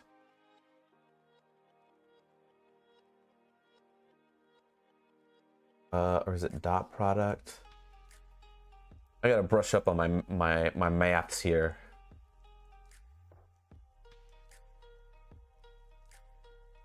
Feels like it gives the same effect. So, like I said, we'll subtract. Maybe it's the different Alt S.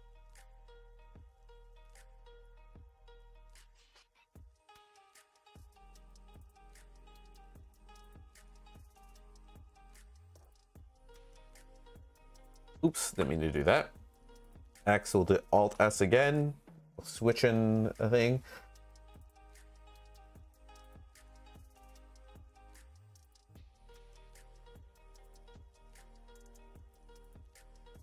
Yeah, I think it's interesting because, yeah, like the closer the light is, the more blue it gets. But I wish it kind of had the gradient. I guess that wouldn't make sense. Did it that way if the everything kind of gradient. So this is kind of interesting. I like it. We're gonna keep it for now. Yeah, we can always duplicate these, right? And then we have like these sort of lights that add in different you know, blues and saturations and stuff. Like we can lower the light on this, bring it down, right? That's actually pretty interesting. Let's delete these lights. Let's make this a sunlight and then put it up to 1. And then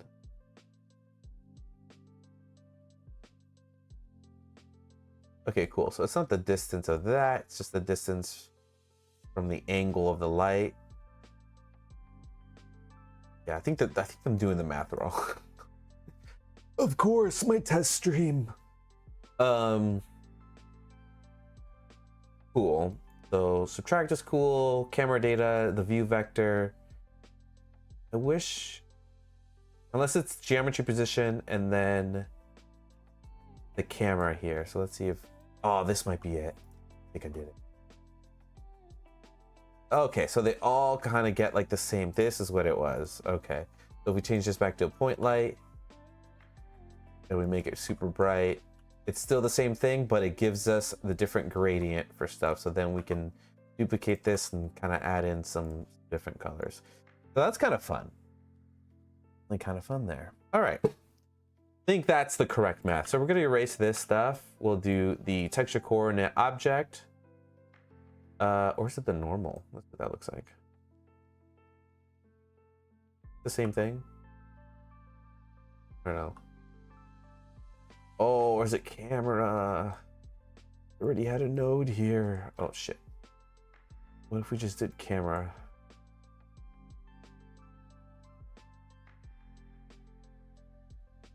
No, don't like it. Even if it was correct, we'll put camera on there. We'll put the object. That's more what that's what I like to see.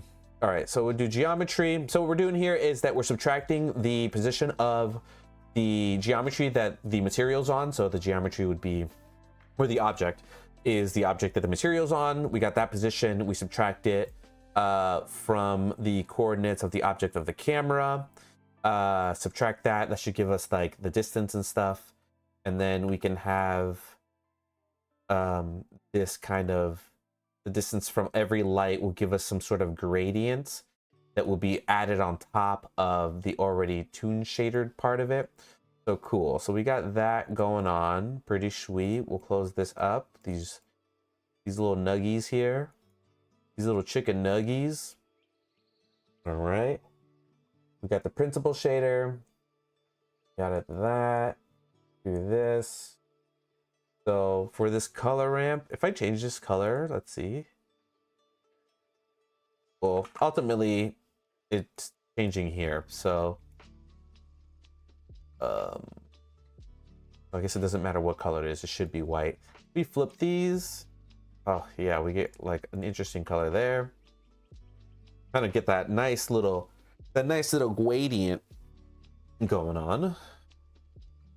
Oh yeah, I like that a lot. Because then that makes it so when it's dark, it's a certain color. Like if there was no light, it'll just be purple. And if there was no light in the world and no light here, it'll just be blue. That's pretty friggin' sweet. All right. So, oh, and I love how this looks right here. How that gradient moves through. Okay, so we got that going on. We got the toon shader part of it. And the toon shader part has this going on, right? So we can like move the different distances and stuff. And we could probably do some interesting stuff in between this, the separation here. So let's see if we can. Can we do that? Let's see.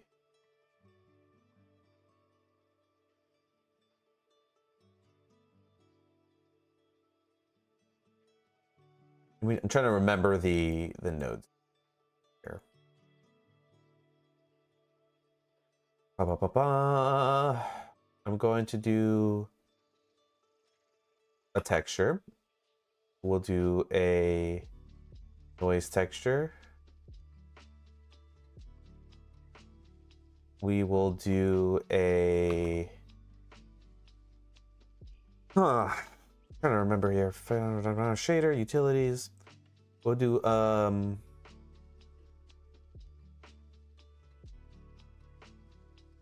vector math.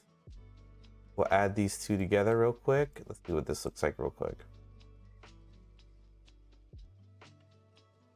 That looks stupid, but it's not affecting the overall toon shadery part of it. Okay. Because this might have to go like this. Let's see.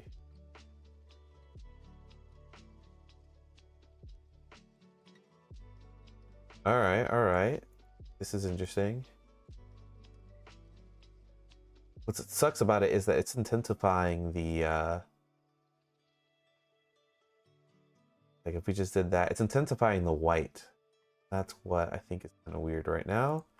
We'll do Control T, we'll do generated. Let's see if this changes anything here. Let's do another vector. Let's do subtract. And we're going to subtract it by half. We'll click, drag, and select all three. And we'll do 0.5. And we're subtracting it by 0.5. Nice. And I think that's what fixes it, right?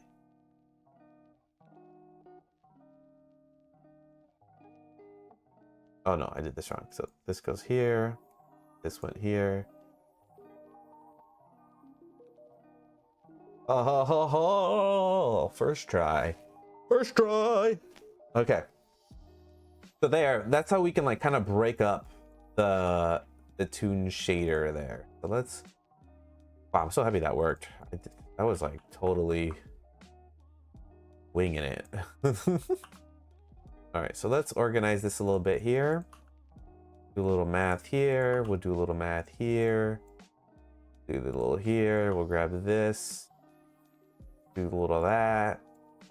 Let's do that. Boom, boom. Cool. So now what we can do is we can have like a separation in between like the different layers there. It doesn't really, does it do it in between these? The darkness?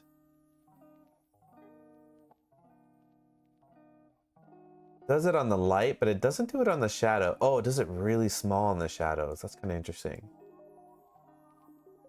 Interesting. There has to be some math reason there. Okay, so we're gonna just do these all at 0 and put this at like 400. I guess that's like the hard shadow. Like it just gives you the hard shadow as the line. It kind of gives it like an interesting gradient here. I wonder if that has something to do with this not being black. All right, so it's not that. Might be the screen part of it. What if we just did color? Ooh. Color dodge. We'll try some different stuff here. No, so it's definitely something to do here with how these are interacting with each other. Add. What if we did multiply? Bro, that's crazy. Okay. Divide. All right. We won't fudge around with this too much. All right, let's see what a different texture looks like. I think we're getting somewhere here. We're gonna do this. We'll hit F and we'll call this gradient. Cool. And then that could be its own thing here. And this can get a little closer. This. Let's do a router here. Is there like a shortcut for router? Let's see. Router. Add reroutes. Numpad slash. All right, let's see. Gotta relearn all these keys. So if I select this and I hit numpad slash. Nope, that wasn't slash. All right, this is slash. All outputs. Oh, nice. We can honestly just do this. Nope. Shift Control X. And we can bring this down here. And I think there's like a noodle thing that we can fix here. For I think it'll be under navigations, viewport. Oh, and where is it? It's under themes. My God, is it called noodle? Oh, it's under node editor. Noodle curving is what it's called. I remember it. We'll lower it to 0 so there's no curves, and I can really start making some adjustments here. We'll do that. We will add another one. We'll do that there.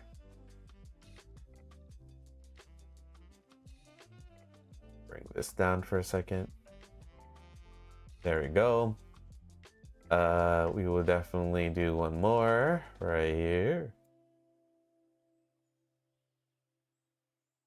There we go. And we'll do another one here.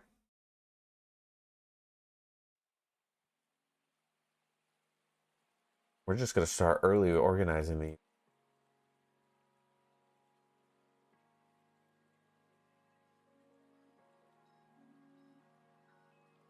There we go. We got the gradient.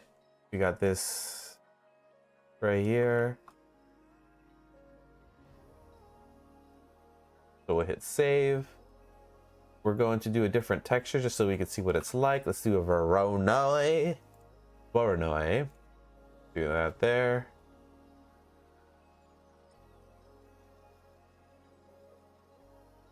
Oh man, I think oh, that's what it was. Shift, right click, and drag with the node wrangler on. You can connect and make different reroutes right where you want them. That's the way to do it. All right, let's see this. Let's go to color and see what happens here. Oh, that looks pretty sweet. If we do this at like 400 like we're usually doing, it does the same thing. But if we lower it, it kind of has like this neat effect on it. I don't like it. There we go. 25.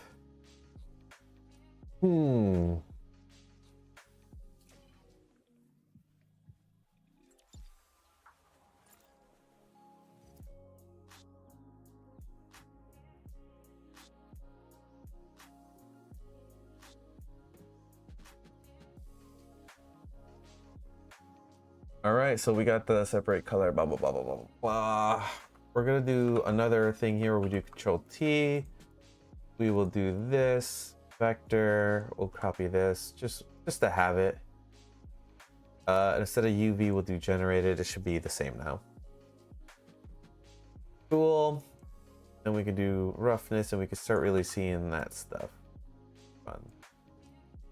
Anyway, this is just a simple effect that I wanted to try out, but we'll put it back to the noise texture, FBM. We'll light FBM there. Multifractal?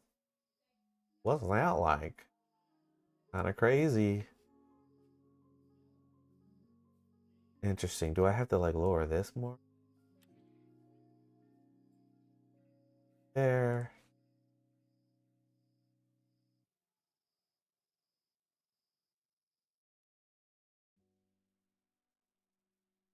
Thing. Kind of gives it like this wobbly look. So there's definitely something here with this color and screen that it's mixing or whatever. I wonder if there's a way where we can mix two different like vectors instead of colors. So let's go to vector, mix vector. Look at that. Let's see what happens when we mix the vectors here. And then that ends up being our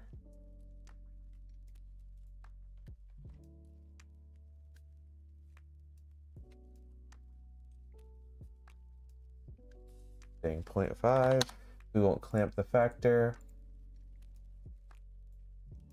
The non-uniform.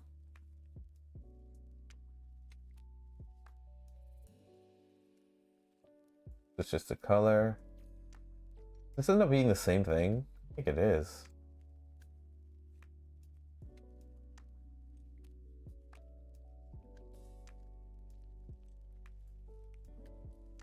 It is. We did overlay.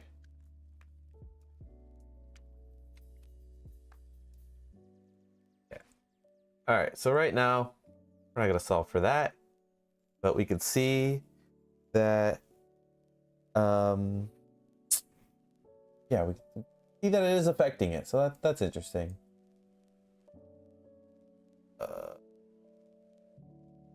Erase the Voronoi. Put this. We got the noise. We'll set it to 400. We'll do the 0.5.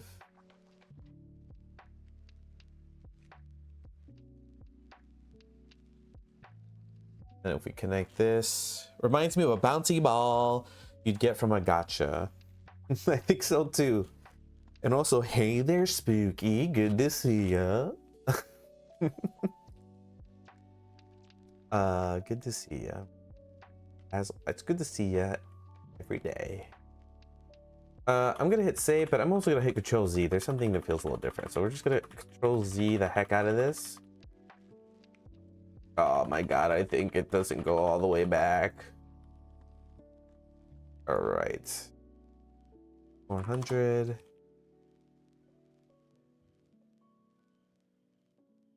We just connected it right through.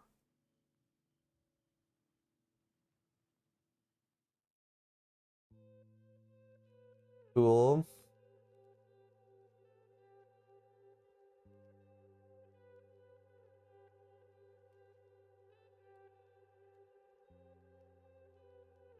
I wonder if there's a...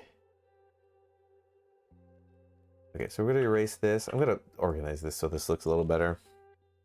That's not showing up on your overlay, just so you know. Ooh. Let's see why.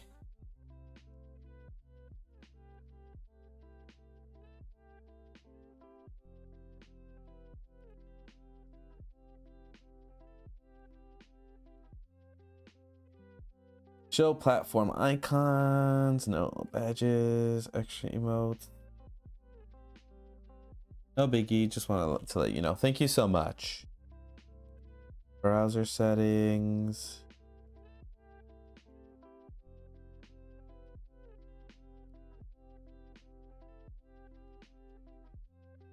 Huh, super weird. I have to check that, I guess, after the stream.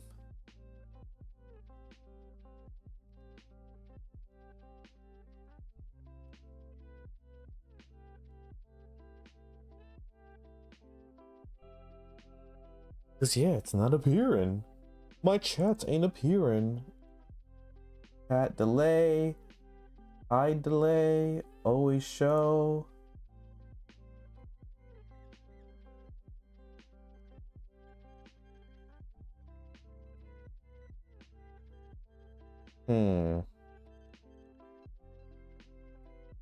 That's super weird. Thank you for chatting and seeing. I'm kind of a fan. It's getting hot in here. All right. What if it's in the break? No? Nope. All right. That.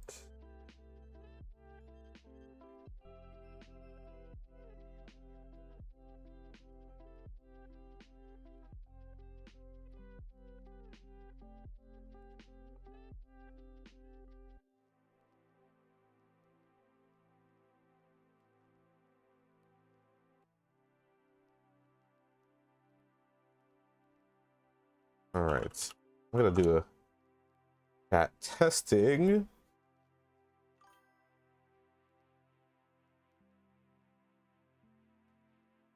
All right, my thing went through now.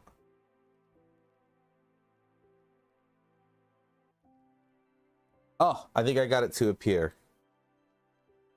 Nice.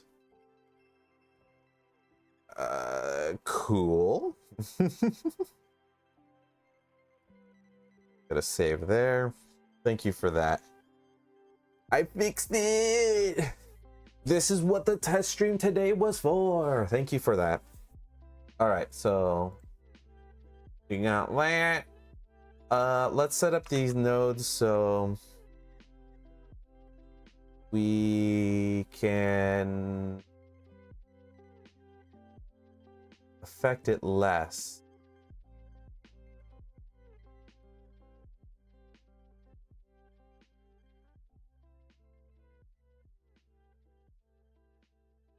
Okay, so that's the normal. This is the gradient that we're adding to it. Just add the gradient onto that.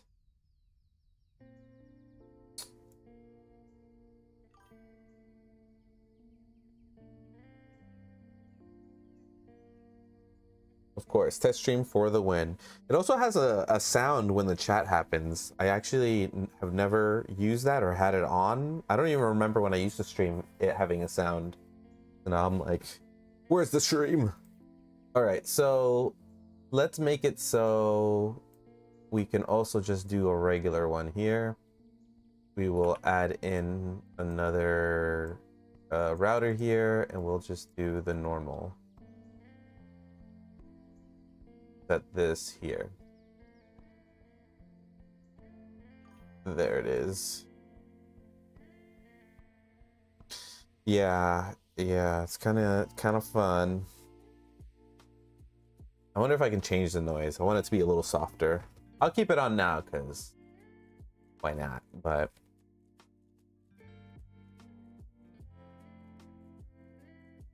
all right, so we're looking at this. This is looking pretty sweet. There's two lights.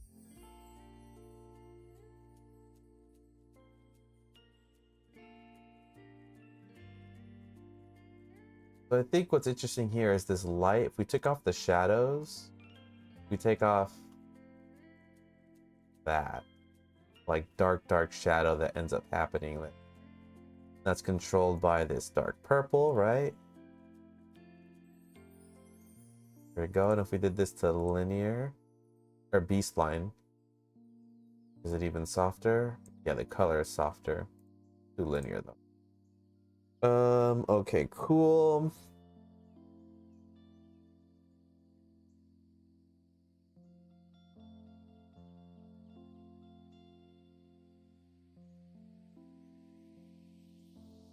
Cool. Combine color. All right. Toon shaders kind of being built here slowly. We will affect this much less. Let's see if we put it down to 0.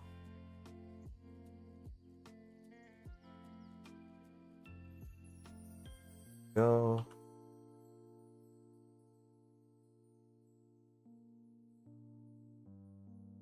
I don't like where we're going with this. All right, so I think we're good on the toon shader part of it right now. So we can start, like this is probably enough to get started on like some toon shading. We can always add in some of that grain at like a super high detail. We put it to 0, but if we did something like 0, does the roughness do anything? Does the distortion do anything? Oh, the distortion definitely does stuff. We put this stuff to 100. Really makes it kind of smooth. Adds kind of like this grain effect to it, which I think I really like. Cool, and then blah blah blah. If we change this Did that do anything? Okay, that changed how bright that highlight is. Okay. I think we're good here. Because I think after this, we can also add in a... Oops, that's not what I meant. There we go. We can also add in another ramp here. Because this will change it back to like the same color. So we can then add different colors to it, right? Like, let's see.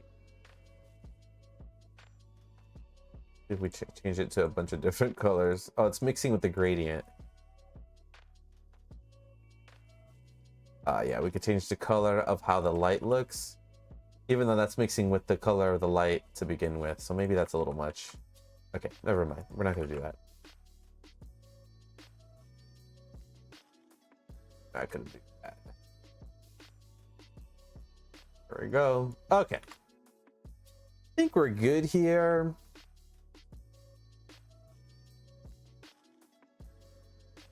We're going to put F on this. We'll call this layer separation or layer transition. Layer light layer transition.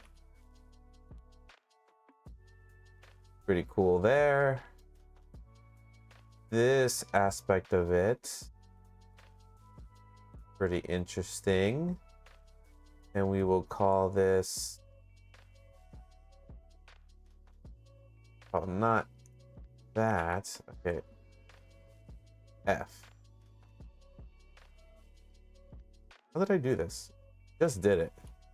F. I'm pressing G and it's on my screen. There it is, F. Adds a frame. Okay, F. And then here we'll do, you know, the actual like layer separation. Cool. You know, and we'll layer this. We'll hit F. We'll do conversion. Cool. And then this little guy combines. And we'll delete this. Oops. Control X. Got that. We got those 3 different layers. And those are the things that combine it. All right. I think we got shade here. So we'll bring this back down to 0. So we have that. And then we'll start building out a scene here. So that's looking pretty cool. We got these guys, the icosphere. I'm going to select all of these. We're going to probably now minimize, not minimize, but make that little lower now that we're not working on that. And then this is like the light that affects it with the gradient that has like the pinks and purples that I love. It's a good meatball. So we'll do that. We'll hit C. Nope. M. And we'll do to new collection. We'll call it test shapes, just so we always have that. Hit create. We got the test shapes up here now. We will make those invisible. We will make the plane back to being visible. For some reason my lights are gone. I put the light in there too, so we'll put that back to utilities. We got the light, and then on the world, kind of interesting there.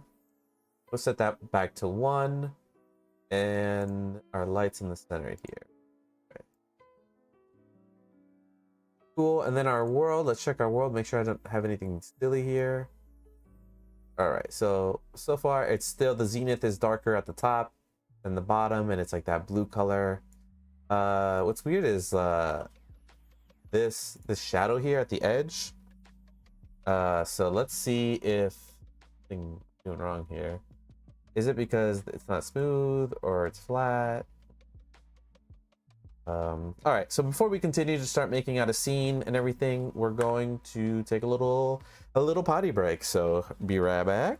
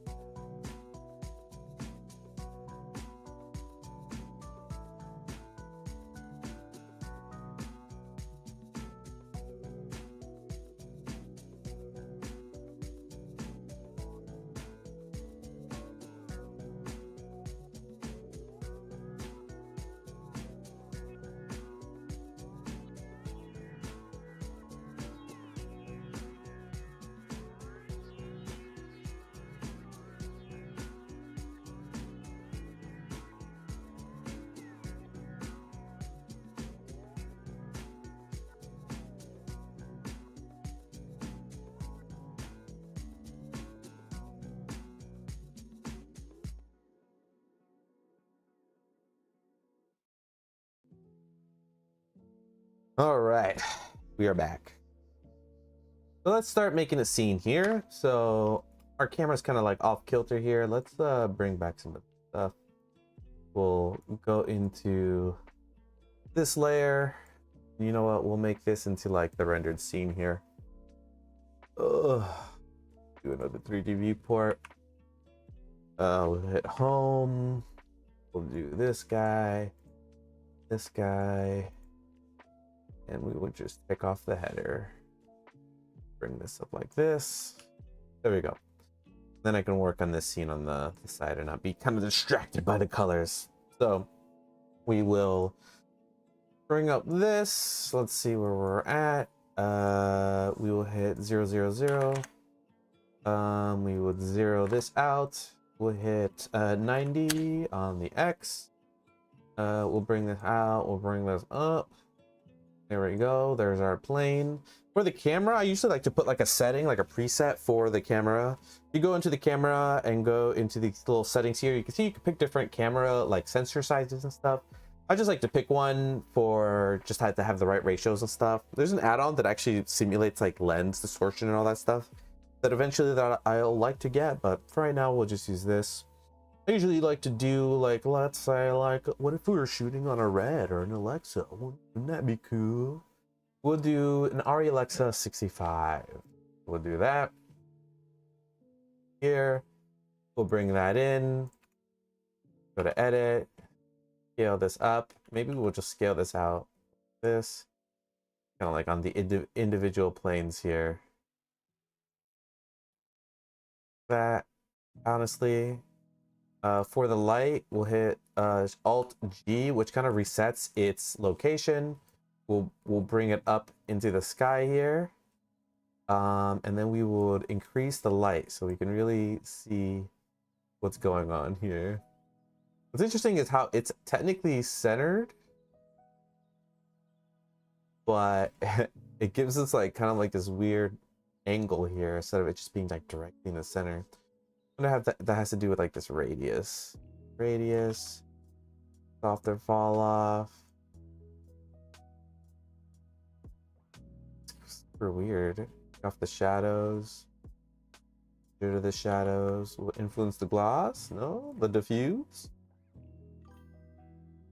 Lonnie, it's so good to see you, bud. It's so good to see you. Thank you for being here. Lonnie K.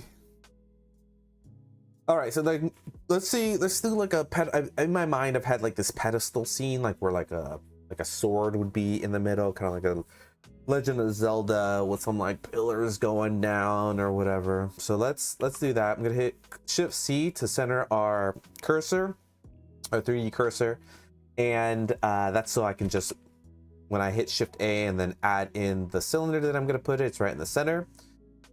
What I'm going to do is I'm going to hit GZ1. That'll bring it up to where it's supposed to be. And then I'm going to right click the origin to the 3D cursor. So that becomes the center there. And then I can hit shift. Nope, not that. I can hit the middle. What is that? The period by the question marker or something like that. We'll do active element. We'll scale down. Nope. I'll do it from 3D cursor and then scale down on the Z. Am I not doing 3D cursor? There it is, 3D cursor. We'll scale it down. We'll hit Shift S.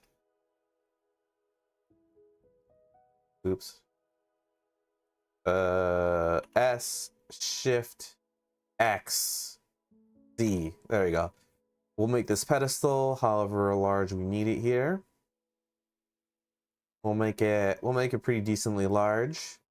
We're gonna right click, hit auto smooth. So it can be schmoof like butter.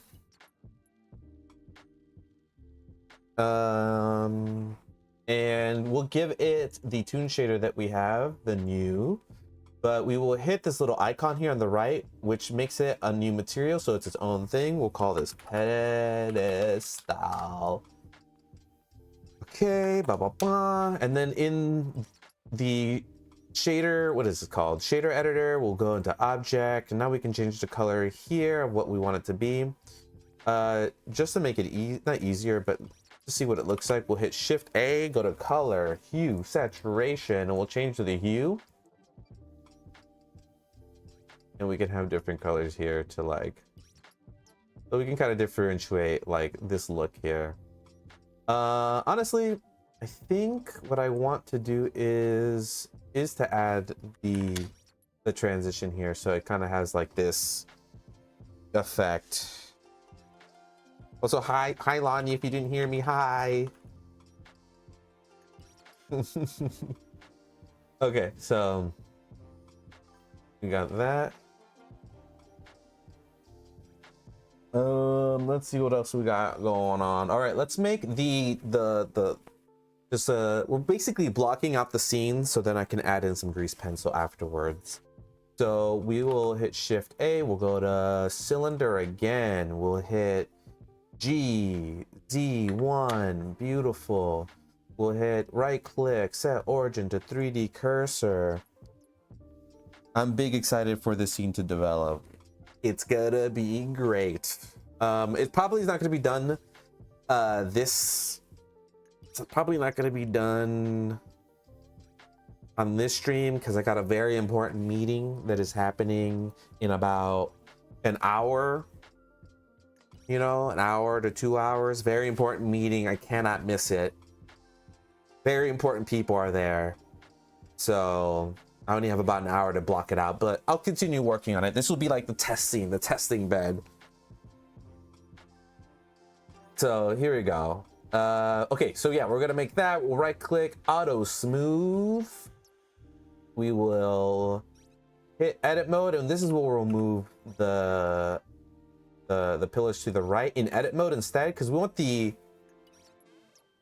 origin to kind of stay in the center there. So we can add in an array modifier that'll be under generate array, and then instead of the X offset we'll do Y by 1. We'll also add in a mirror and we'll do it on the X there. We're going to generate the pillars.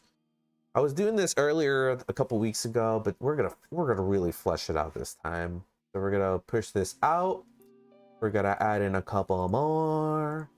So we got the array and the mirror. Should the mirror go first? I wonder if there's like a computational speed. Array and then mirror is probably the correct one. We'll hit Shift S. And then we can see that our floor doesn't actually go that far. So we will go in, we'll go into edit mode, we'll hit 2 on the number, we'll select the edge there, we'll hit G and then X, Y. We'll bring it all the way to the back and you can see that it looks like this. So that's looking pretty sweet. Let me add in a different shader for this so this looks nicer on the right side. Where is it? Get out of edit mode. We'll hit random. There you go. So we can actually differentiate these shapes. And instead of we'll do a studio, we'll do some different studios. I think that one is probably the nicest. We did a matte cap. Matte caps are pretty cool too. All right, we'll do studio and we'll do this light one here. Okay, nice. So another thing I want to do is I like to see the edges of these, and there's like a viewport setting here that we can use. What's it called? It's under, what is this thing called? Show overlays. In overlays, nope, not overlays. In shading, we'll do cavities, and I think the regular screen there is good, and then I can see the edges a lot better and stuff. So cool, we got this array, and now we're just going to edit the one cylinder that'll duplicate to the rest of them. So we're going to bring this, we'll hit G and then Z, and we'll bring it all the way up until we cannot see it any further. There we go.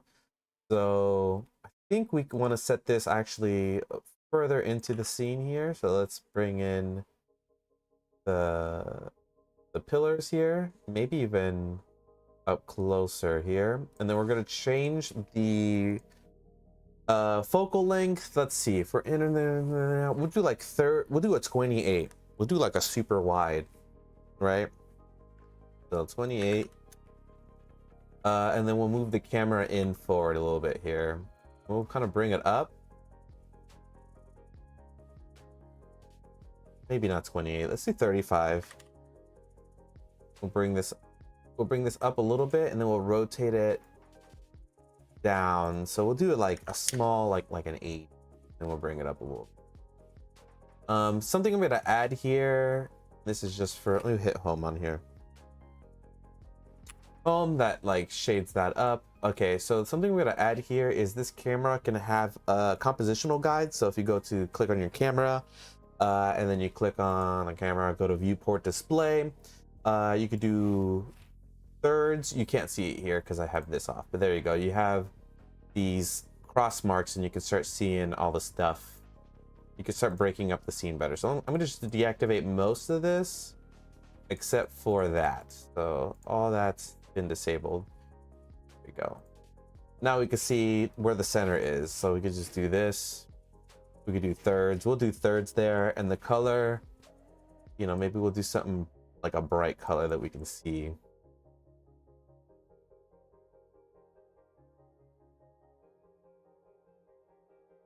Maybe like yellow. It looks pretty good. Okay. Cool. So we have it's broken up into thirds. We got our pillars. All right, now we can start messing a little bit more with these pillars and stuff. So we'll hit Shift A. We'll hit Tab to go into edit mode, Shift A, and then we'll hit G and X, and then we can kind of like separate these a little bit more. Maybe there's like actually some space on this. This already looks so dope. Thank you, Line. I mean, it's just colors and shape, the building blocks of life. I'm a color and I'm a shape, and I'm a building block of life. No, we're gonna hit S, and right now when I hit S, it's actually scaling from the cursor. It's some cotton candy colors, which is funny because I hate cotton candy food. I hate cotton candy drinks. Like, cotton candy is for children. Am I right? Like nobody's like, oh, I really wish this soda was cotton candy flavored. Anyway, we hit the period key. We'll do active element. Now when we scale, we're gonna scale it from, right now it's scaling from the face, the active element that is selected. So instead of that, actually, let's hit that key again and do bounding center. Now we hit S. Now we hit Shift Z, so it'll just lock it to the X and the Y. We'll make these thick boys. You can see that the pillars on the camera are like disappearing. That just has to do with like how far the view is being cut off. So if we actually go out of edit mode, go to the camera, and then under clip start and clip end, I'm gonna just put this to 5,000, and then we can see all the pillars again. Then we can go back into the array and then shorten the distance. So let's do that.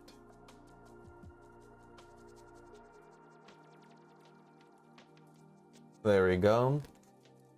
Cool. So we're setting up the scene. I think the world colors need to be a little juicier. So we're gonna go to the world node here, and then we're gonna maximize the saturation for this. Both of these. And then we're gonna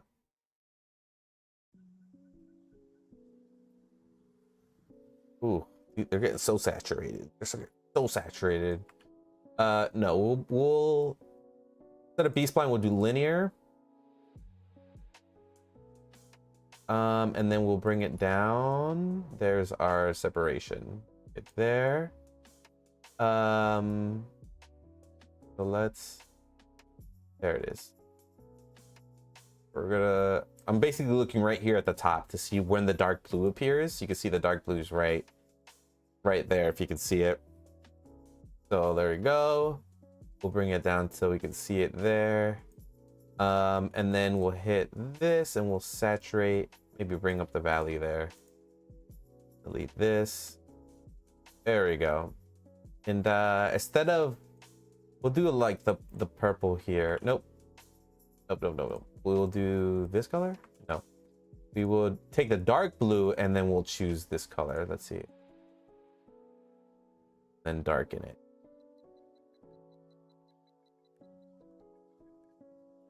Yeah, maybe not. Maybe not. Maybe we should just change the hue. I think it's good, actually.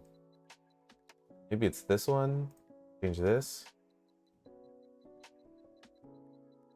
Ooh, just even adding that green. My least favorite color, green. Green's not a creative color. Even adding green makes it look kind of cool. Oh, the red. Now it's looking epic. Like some bad shit's going down. All right, so maybe not yellow. Green's a candidate. Maybe the blue. Maybe there's two blue. Maybe we should do the red. Spooky says she likes the green. Of course you like the green. You green-haired gal. Of course you like the green. I'm gonna do a compromise. We're gonna do not like tree green. We're gonna do like a seafoam green. All right, so that's my compromise with you. This is what we're gonna do. There. Let's bring this up a little bit more. Oh, ooh, not bring it up more. Let's change this to B spline. There we go. And then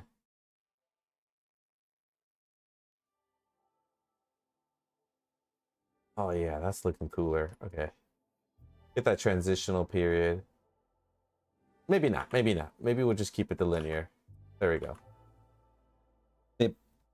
That probably goes with the other colors better. Maybe it does. Maybe it doesn't. We'll see. I think it does. The compromise. All right, cool. So we got that going on. That's pretty cool.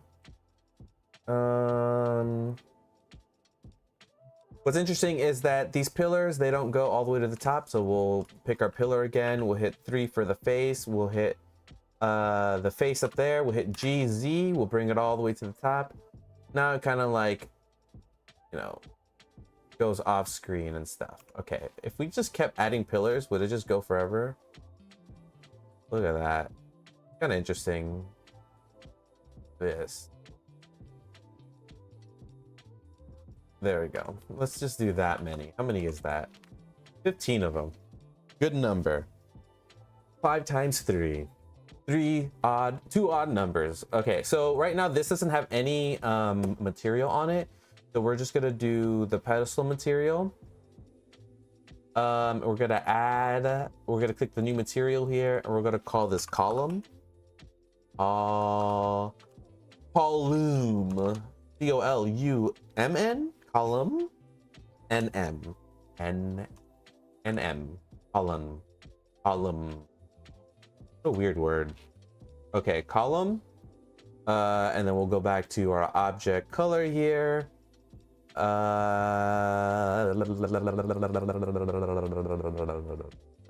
right, and we'll do this. We'll just do the color there. Kind of fading out right now. I think we're going to do something different with the columns. I think I want a gradient that goes from the base of the column to the top, and it kind of like has like a fade that goes through. So we're actually gonna put the tune stuff aside for a second so I can build out that, right? So the way that I would see this being built out, we'll hit Shift A, we'll do shader, principal shader. We're gonna add it in here.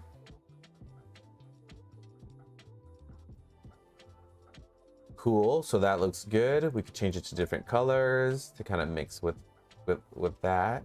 That's pretty cool. Okay, and then what we'll do is we'll hit Control T.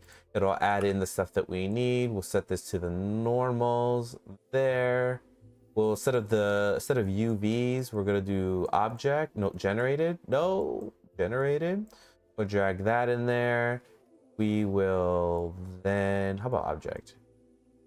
There's like this weird faceting that's going on here. I wonder if like, no, that's like a setting or something. Anyway, we're to do that, we're gonna do utilities, vector, separate, X, Y, Z. We're gonna set up the Z axis And then we can see that it goes like that. And then we will add in, I think I'm doing this wrong, color ramp. All right, so the color ramp cannot go to that. We'll do a color shader to RGB. We'll put that in there. We'll put that in there. And then we'll see where the... Oh, I am doing this wrong. Let me look at it in this scene here. All right, so this is being affected by the object. What if we did generated? Bro, this is killing me. Is it texture? Object. Ugh, this is trial and error. Okay, so maybe it's not the normals. Oh, it's just being the base color. That's what we're doing. Base color. Okay, we're back. We're back in action here. Base color.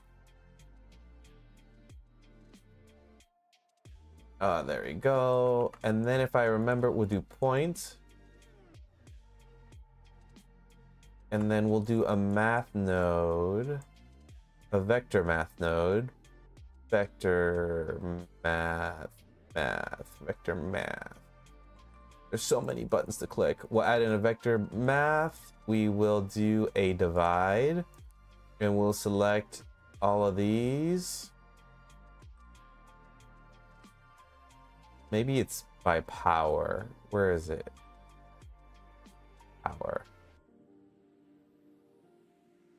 Interesting. Okay, no, it's gonna be divide. Yeah, so we're gonna divide this and then bring it down. So weird that it's object. How about generated? So this thing. I think the issue is that we're putting it through this principal shader, so we're just gonna straight up put it like this. So let's put it to the side. Like this. We're gonna divide it less. Actually, let's take off the divide. I'm doing something wrong here.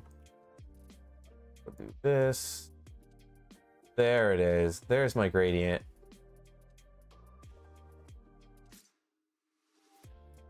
Yep, let's just put this to 0. Oh, I guess I was doing that wrong. Okay, so yeah, we'll do that. Put it to 0. We'll erase this. So we're just getting the gradient from the texture space. All right, we're doing this good. This is it. We're building it. We're building it. And then from there, we could choose the colors from here, right? So I'm going to just cherry pick some colors here.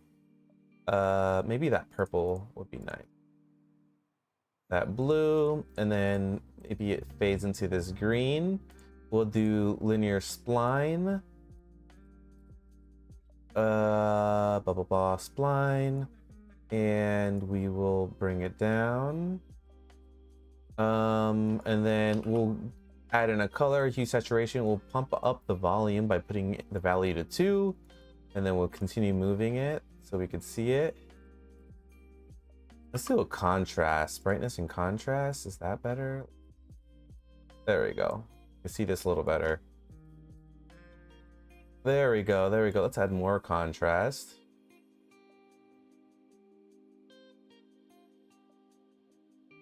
Okay. Okay, so let's just skip this. Got the contrast up. We're putting it in. Instead of B-spline, we'll do linear. No, we'll do that.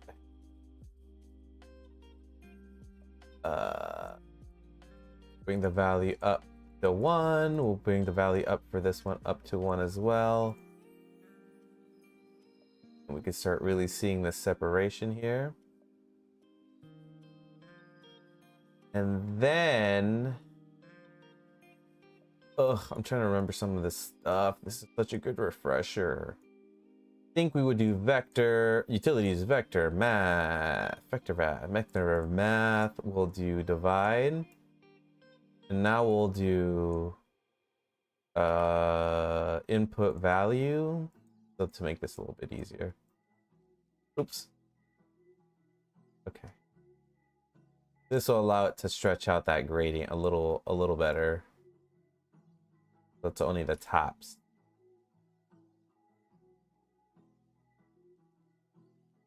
Okay, there we go. Okay, we got the gradient going that I wanted here. Now I want to add in the shadows that would be into it. So let's now add in a shader, principal shader, and then do the color, you know, razzle dazzle shader to RGB. And then we have the color here. We'll do a color mix.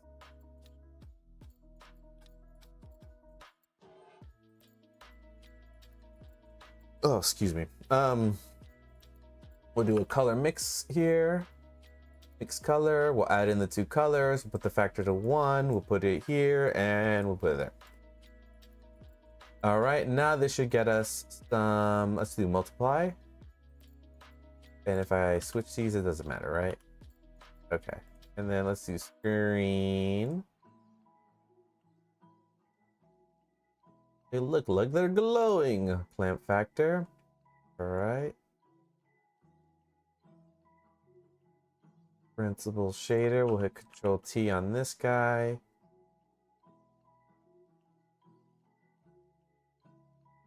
Guess we don't need. Let's add some metallic, some roughness.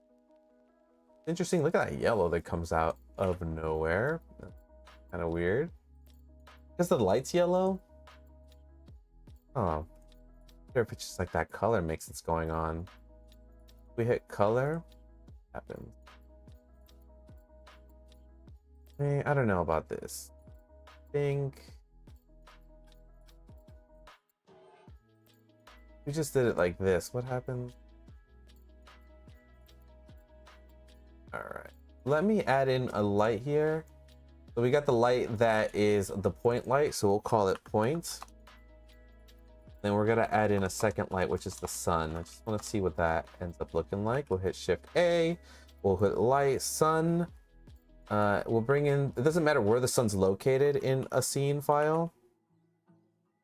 It's just the rotation is the only thing that matters. So we'll hit the rotation. To add some interest here, we'll add in, oh yeah, so the shadows are looking cool. So for the shadows, for the angle, we can like soften the shadows or make them harder. You can see that there's a shadow there. All right. Take off the shadows. Now we'll keep the shadows. There we go. All right, cool. I lost that gradient look that I was going for. Let's add the gradient back. But I need to have the shadows here. Let me see what this looks like. Let's put a color ramp. There's something weird going on here. So let me this here. Do a shader. Nope. Color. Nope. Color ramp. Like that. Ba-pow. We will hit constant and then we can start seeing what's going on here. Okay, so the light is kind of like appearing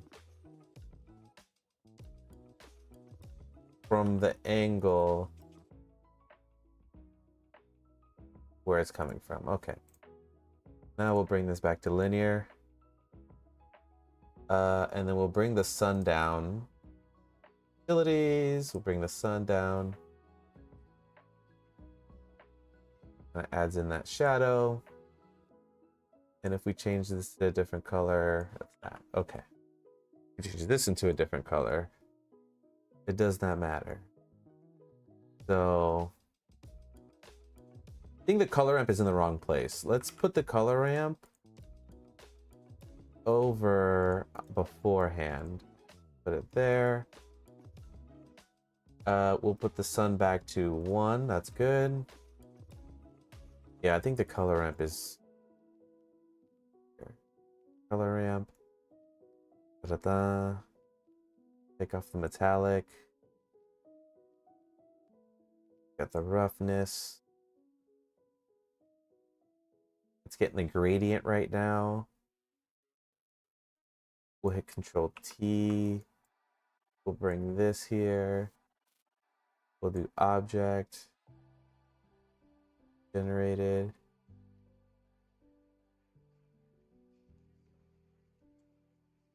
Thing.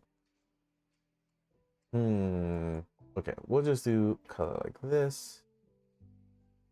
Like if we add in the constant, this is getting weird. It's getting hard to follow. Definitely because of the lighting effect here. Ugh. My brain, my little brain's getting too mushy. Let's go back to the original thing that I had here. Oh my god, adding it to the volume. All right, so this is what I originally had, and I wanted to have the shadow in there. I like the way it goes to the top, but if we added it to each other, start having like this nice light effect on. There we go. And if we did an overlay, ooh, so linear light, ew, color, bro, mix.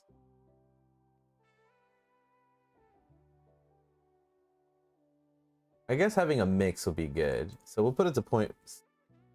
It's gonna look a little better. Okay. Mushy, bushy, bang. Okay. And then we'll add in a color hue saturation. We'll crank that up to 2 to make it a little brighter in the scene. Now it's looking soft and bubblegummy. What I don't like though here is that the tops are like super saturated. I wonder if that's this problem. It is. So we're gonna bring this up higher. So it's just the tips that are feeling it. Let's crank this up to 30 and then bring it down. Oh, no, that's just a shadow. Let me undo that. That's just a shadow from this sun, right? Like if we turn off the sun, that's there. If we turn off the light, that's there. Okay. Nope, that is definitely part. Is it the world? If we took off the world. All right, let's take off the world color for right now. Okay, I think want that bright color.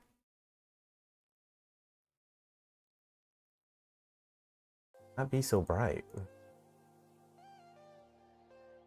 Oh, is it the reflection? What the fuck is happening? Oh no, what's happening?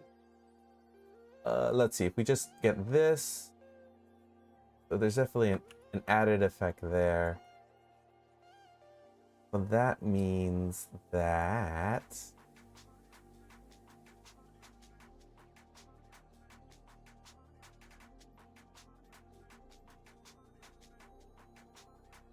like how it feels like it's glowing. Just so harsh here. Like if we zoom up on this, it's this line that I'm trying to get rid of. Kind of bothering me.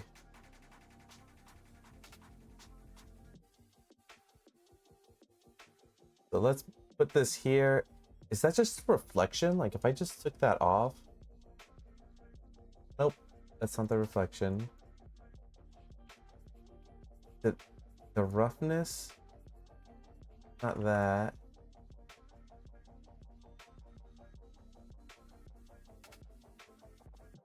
Okay, let's Control Z a bunch of times.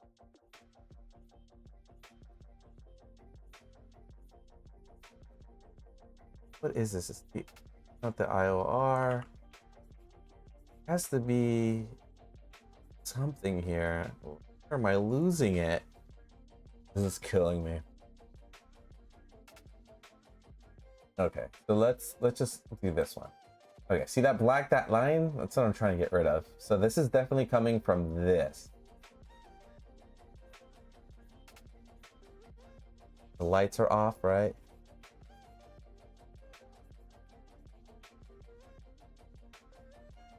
Okay, so is it this? It is this. And then, okay. So if we just take off these shadows, that's where that's coming from. Okay, Control Z, Z, Z, Z, Z, Z, Z, Z. Okay. So that light is from the sun, shadows, and that's where we're going. But I want the shadows. I just need it at a different angle. We'll normalize it. We'll bring the shadows, and we'll take it off of glossy, diffuse. So it is attached to the diffuse. We'll hit the jitter shadows. What's filter do? Damn, those shadows would be wobbly. We'll do over blur 20%. Okay, so it's definitely this. So we're gonna get rid of it like this.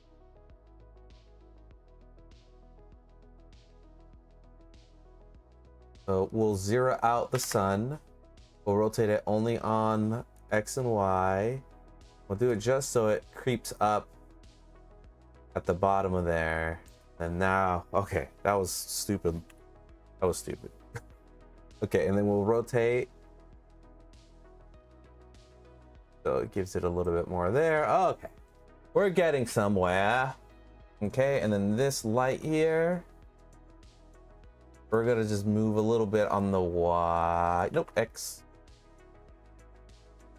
So just we have the highlight here. And if we took off shadows, what that looks like there. Okay, and then for this guy, we're gonna add in a modifier, a bevel modifier. And then we're gonna bring it to 5, just so we can have this edge look a little nicer. We're gonna hit auto smooth, and we're gonna change the smoothing factor by a bunch.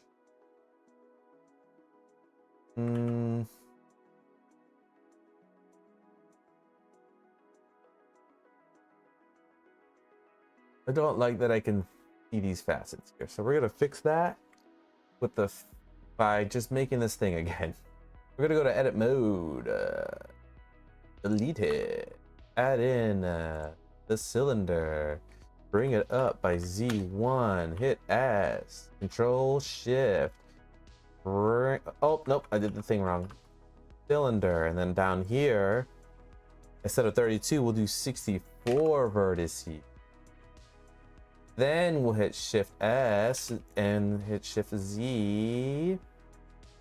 We'll bring it out. We'll bring the Z down.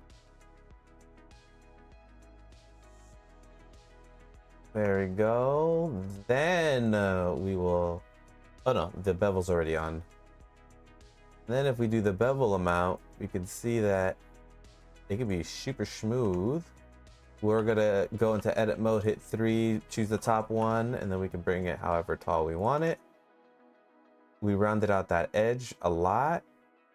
It's kind of like a droplet, so we'll just do it by a little bit. There you go.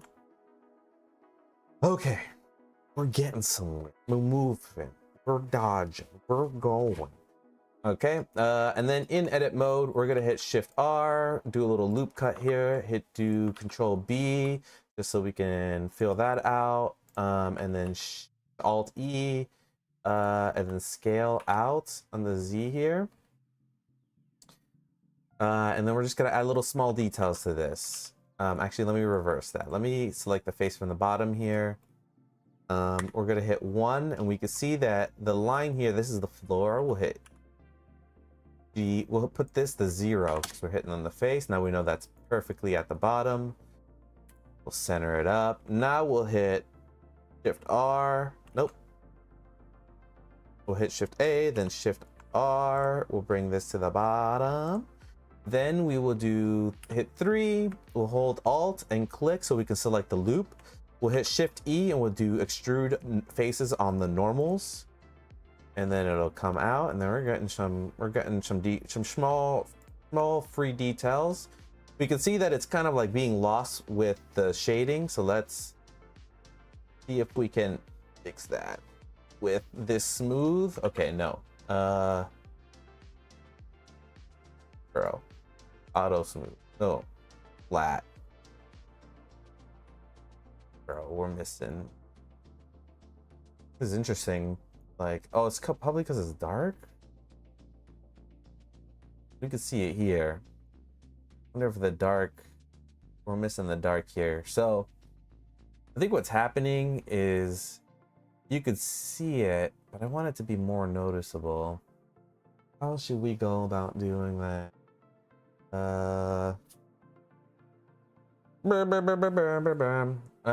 Let's just figure that out later. We'll go into edit mode, hit 3 to go on face, hit I to inset, and then we'll just start doing different stuff where we hit I, and then I keep hitting R, E, and then I, and then E, and then I, and then E, and we'll do it down, and then I, and then we'll do it E, nope, we'll do E, and then we'll bring it up like this. There we go. So this is starting to look interesting here. If we take off the bevel, that's good. If we took off the bevel entirely, interesting how soft it looks. I wonder if there's something we can do here to fix that. Is it just the lighting? Oh, it's the lighting.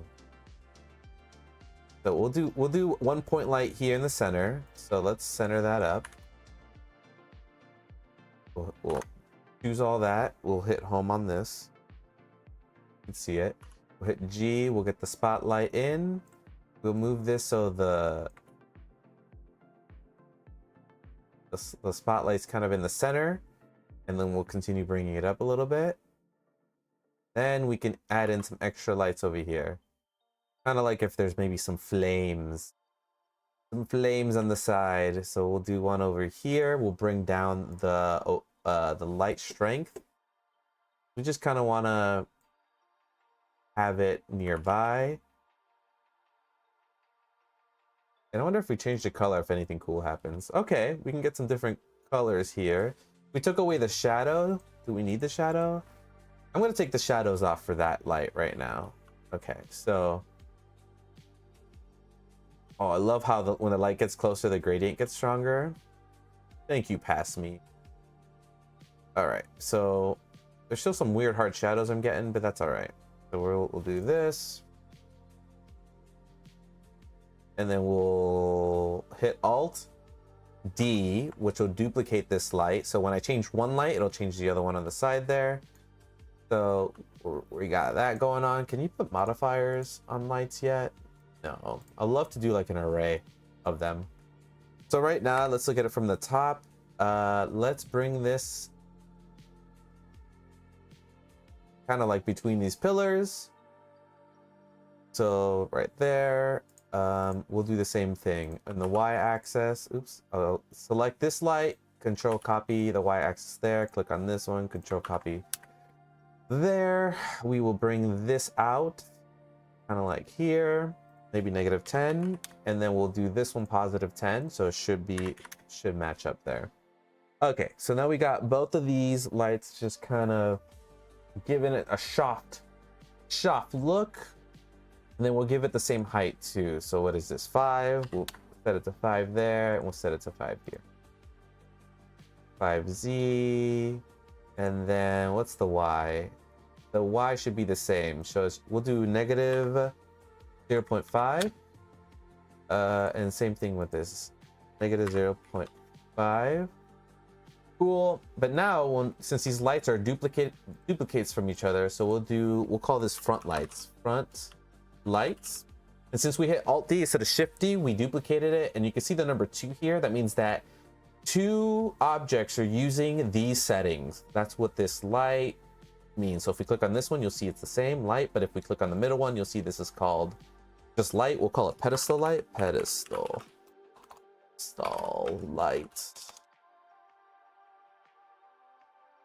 Cool. If we change the pedestal light color, what would that be like? Oh, that's cool. We can add some different color variations there.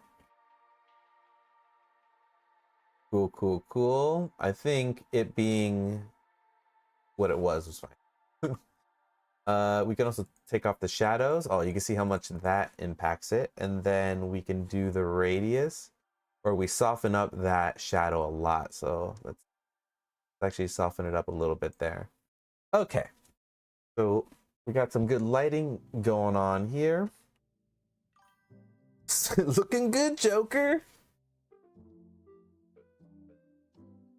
Freaking awesome. All right, and then we'll choose this light, and then we can choose different colors, and then they'll both change at the same time. So, let's see.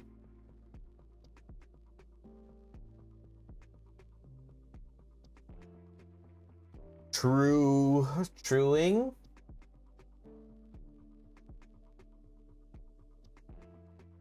Here we go.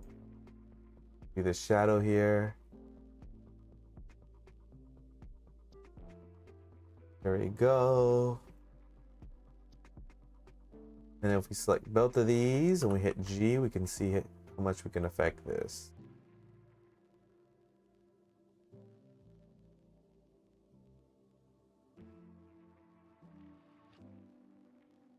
There we go. Pretty cool. Let's bring back our background. We took it off, so let's bring, and by background I mean the sky. Now it's looking real candy color. I think we go to world, then we bring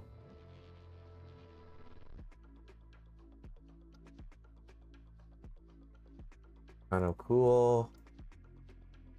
I want to see the red. Red looks pretty sinister.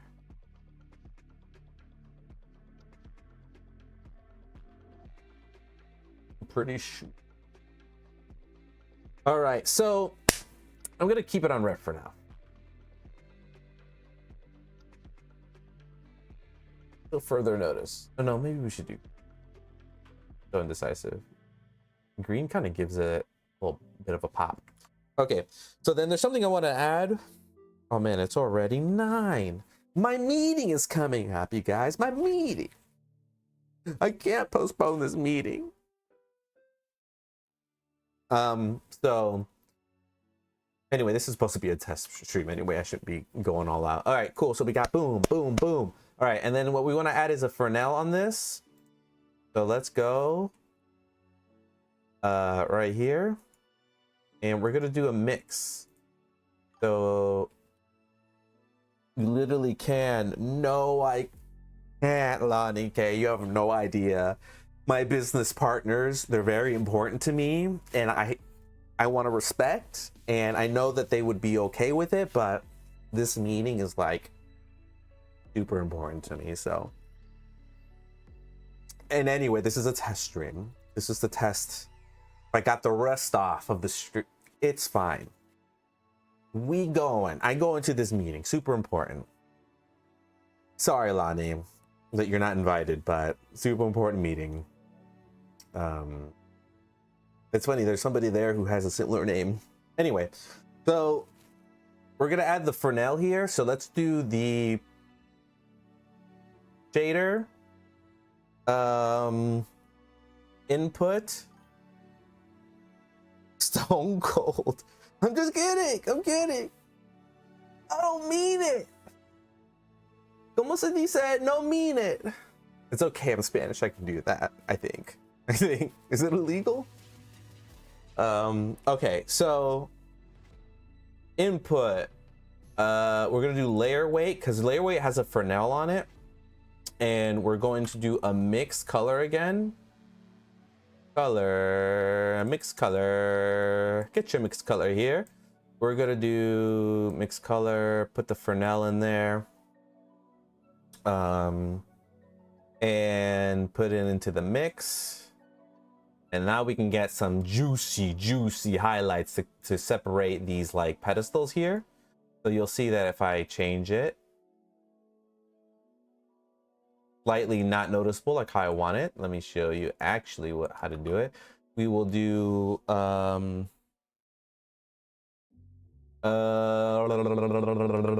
Color ramp MVP of this stream. We'll put this here. We'll change it to constant, and then you'll see it. There it is. You see, it kind of gives it a little Fresnel there. So what we'll do is we'll change it to linear, and we'll do add one more. Put this to black. Squeeze it in. Squeeze it in. There it is. Right there. And then this color can be whatever, right? And then boom, we can control the color on that Fresnel. So maybe we can just choose the green that's back here, and then we kind of give it a look like that. So instead of this, it looks like this. Oh yeah, let's do a comparison. I think I remember how to do this. We're gonna hit save, Control S. We're gonna hit F12. The render window opened up at my other screen. We're gonna hit J. That'll put it into the next slot here. If you hit J, you see at the top right, goes to slot 2. So then we will change a setting here real quick. We will change it to the regular one. We'll hit F12. It opens up in the wrong window. And now we can hit J and compare the two. So you can see that this one looks good, but there's a nice little separation of the columns there, which is what I want. So that's cool. There we go. Adds a little bit more contrast to the scene. Cool. I think I'll do that also with this pedestal. So let's just copy and paste those nodes right here. Control C, we'll click on that, and then we'll click on the other one. We'll go all the way to the end here, and we will add it into the end. So Control V, we'll add it here, and here we go. Okay, it's kind of ugly. Let's put the value up. Let's put the saturation up. I think what's interesting is being able to see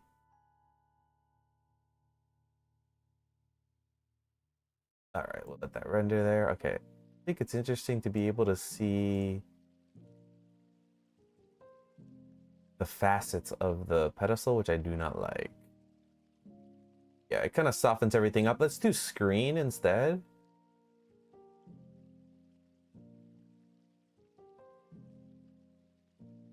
All right, instead of screen, let's do multiply. I think it's probably not gonna be.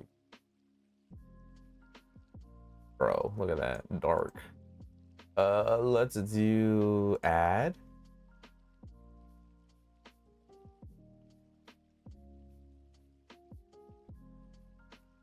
Wonder if it's these normals that are fucking this up. Okay, we'll hit Control T.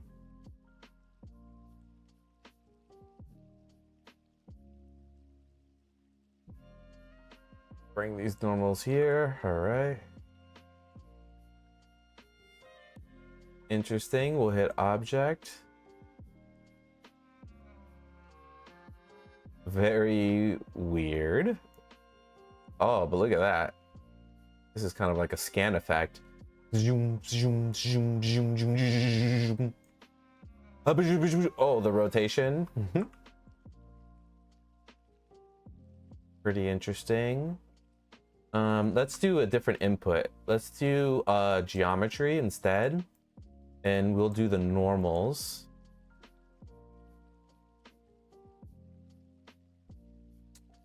True normals.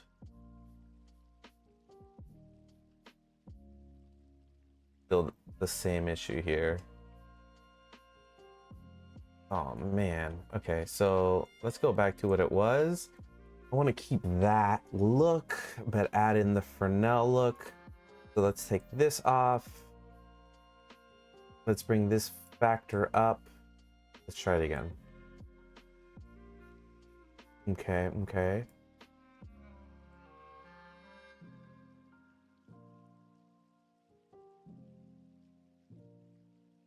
If I reverse this.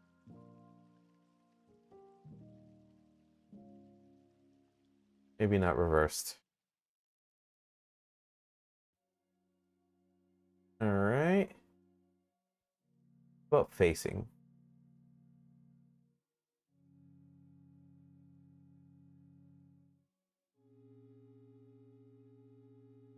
Oh, I can see the fastest because they weren't smooth. I had idiot. My god. Okay, let's go back to what we were originally doing. So this is good. Da da da. We'll do mix. And we'll do 0.5. All right, I think we're good here. We will erase this. There it is. There we go. We'll do this to 0.5.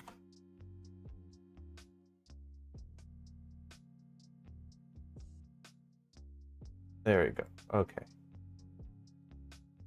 And then we will add a color hue saturation onto the color before so we can boost up the purple. There we go. Okay, maybe that's a little too boosted. What if we added also a color contrast? Contrast, brightness contrast.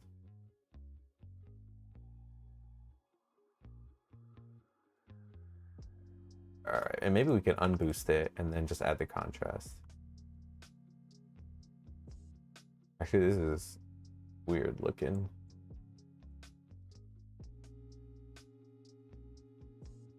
Okay, okay, I think we're getting somewhere with this look. So what we're gonna do is we're going to do this, and we're gonna put this in front of this, and this will work out a little better.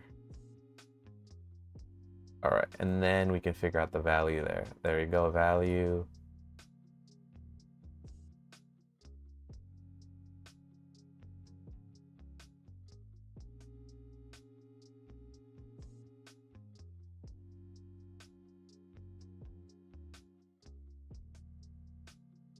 There it is. Oh, separation is looking so much better.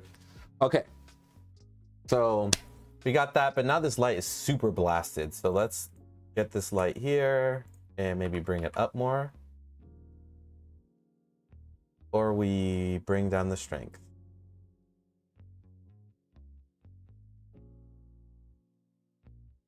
Just want it to appear a little bit there. Okay, cool.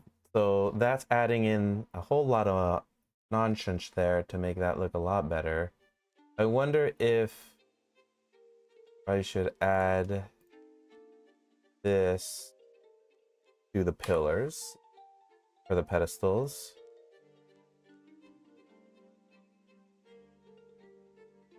Oh, it looks like I'm already trying to do that. Let's see if...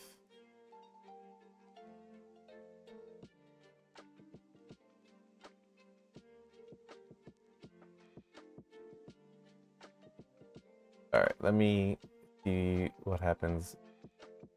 This.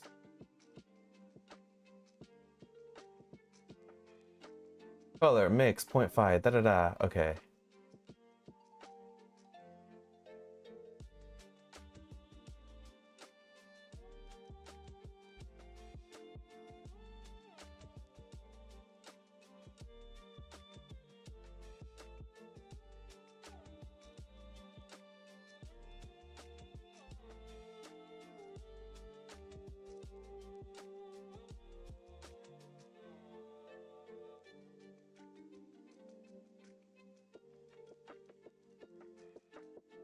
Okay.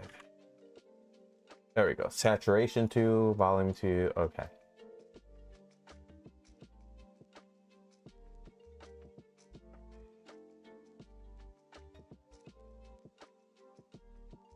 Okay, there we go. Ooh, cool, cool. We're doing it. We're doing it. Control S. Let's see. The pillars kind of like don't go all the way to the thing. We'll hit home here. We will hit Control S just to keep saving here. Then we can bring these to the top. All right. What's cool about this array modifier is that they added some interesting stuff on it. Like you can randomize it. You can randomize the rotation, right? Let's see. Randomize the Z rotation. Oh, the positioning. Interesting. 0. We can randomize the scale. That's fun.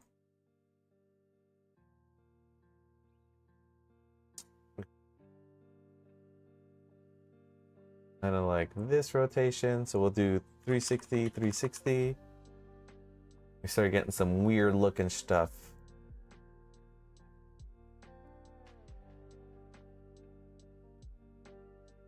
All right, we'll put it back to 0. Another way we could do it is like, it could be curved, like the pillars go in incrementally.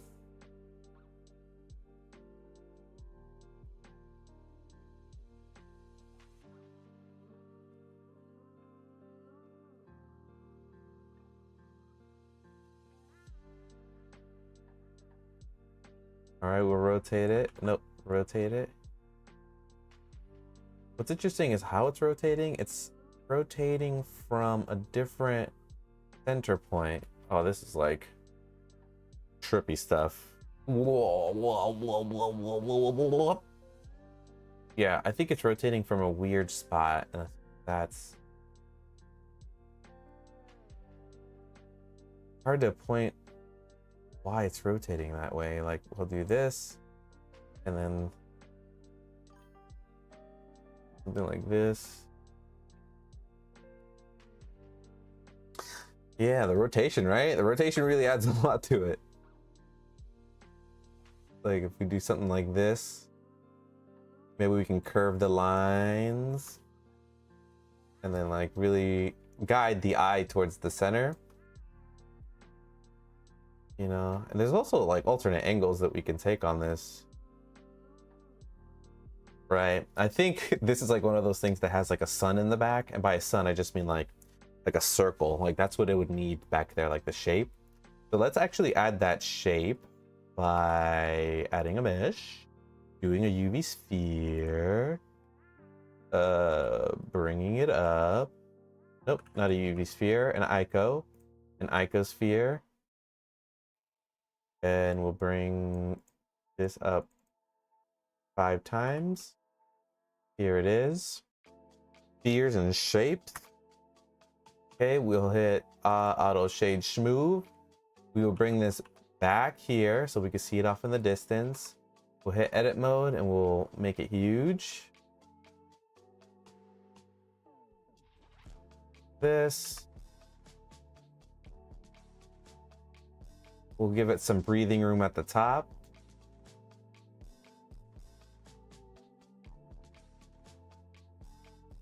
Okay, and I think it's in the right spot. Let me actually... There it is. There you go. So it almost looks like a planet off in the background. So that's pretty cool. So let's try the toon shader first. But I think I just want to straight up control it with like an emission. So let's do the column. Let's see if it was the same color as the column. Let's see if it was the same color as the pedestal. That's pretty cool. Toon shader new. All right, so we're gonna do, I think column looks kind of like the best here. But let me do the thing I was originally gonna do. So what I'm gonna do is I'm not gonna do any color. I'm gonna just add a new and we'll call it ball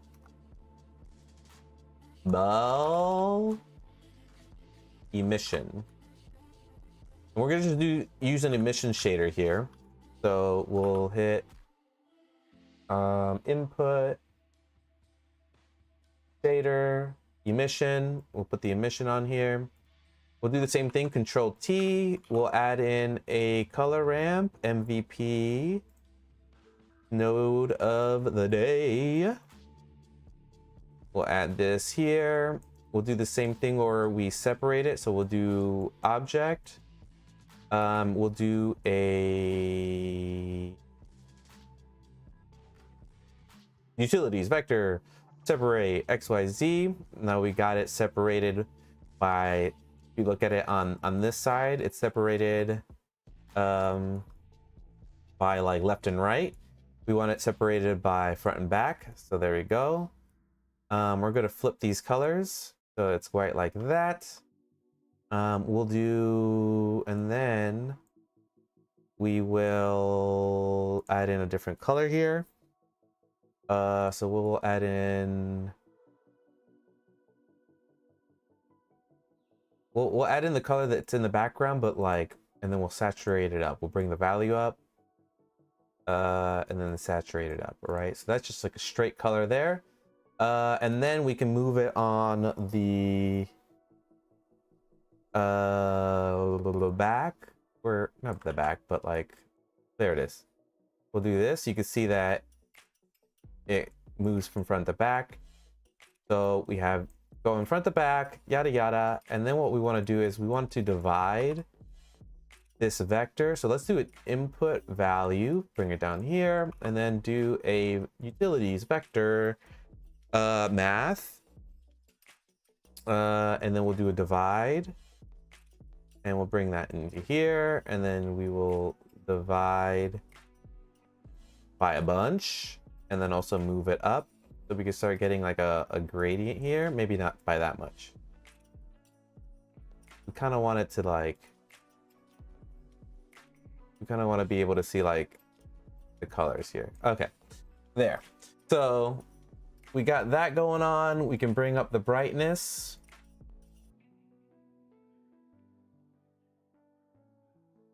Oh man, we could probably do this with Purnell instead. That's honestly what we should be doing. But if we added a different color here, we copied this color to the middle. Copy, paste. And then we change this color to something else. Oh, it's not doing what I think it should be doing. No, that's not what we're doing. No, no. Okay. What if we change this color in the middle?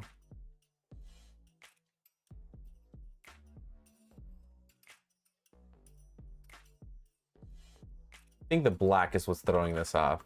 So let's change that black to the green here. There it is. And then we'll bring it back down. We'll bring it down to 1 again. We'll blast the saturation and value for that. And then we will change the hue maybe to better color. There we go. And then we bring down the saturation. Boost this up to 3. And then mess with the saturation. Right? This is a silly way to do this. But whatever. Okay, so that's one way. Think of what I'm trying to do here. You know, and then if we went into the compositor, and then like I said before, we add in a glare node. Glare. We add that here, and then we do bloom. And then we turn this on.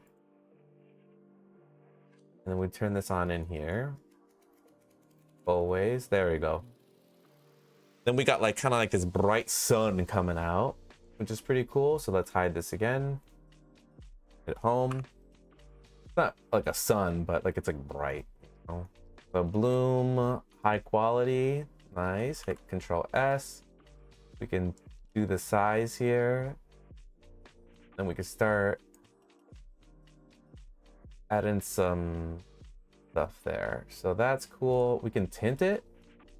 Kind of fun. We'll just do it white. There we go. Okay, so we're getting a brighter sun. So we could probably make this smaller, maybe bring it up. Maybe smaller, maybe up. It's starting to look pretty sweet. Pretty sweet. I think this is a good stopping point though, so we're gonna hit save. I'm gonna render this out. See what it looks like. Looking pretty good. I'm gonna put this on the thumbnail, so let me save this. Go to renders. We'll do this thumb 01. PNG, RGBA, hit save. Okay. Actually, I don't like how bright this sun or this light is now blasting. So let's bring down the brightness here. Oh my God, it is blasting that center there. Let me think. So let's bring that back. I like this. If I put something in the center here, let's put the monkey in the middle. Do this, we'll hit shade smooth.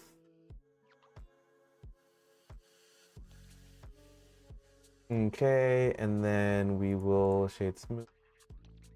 We will add control 1 gives it a smooth modifier there, and then if we gave it a material that is ball emission, no, not ball emission, column, that's glowing. How about pedestal? All right, and tune shader. Okay, I think we should probably do pedestal. Oh no, yeah, we'll just leave it at that. That looks more intriguing for right now. All right, let's render that.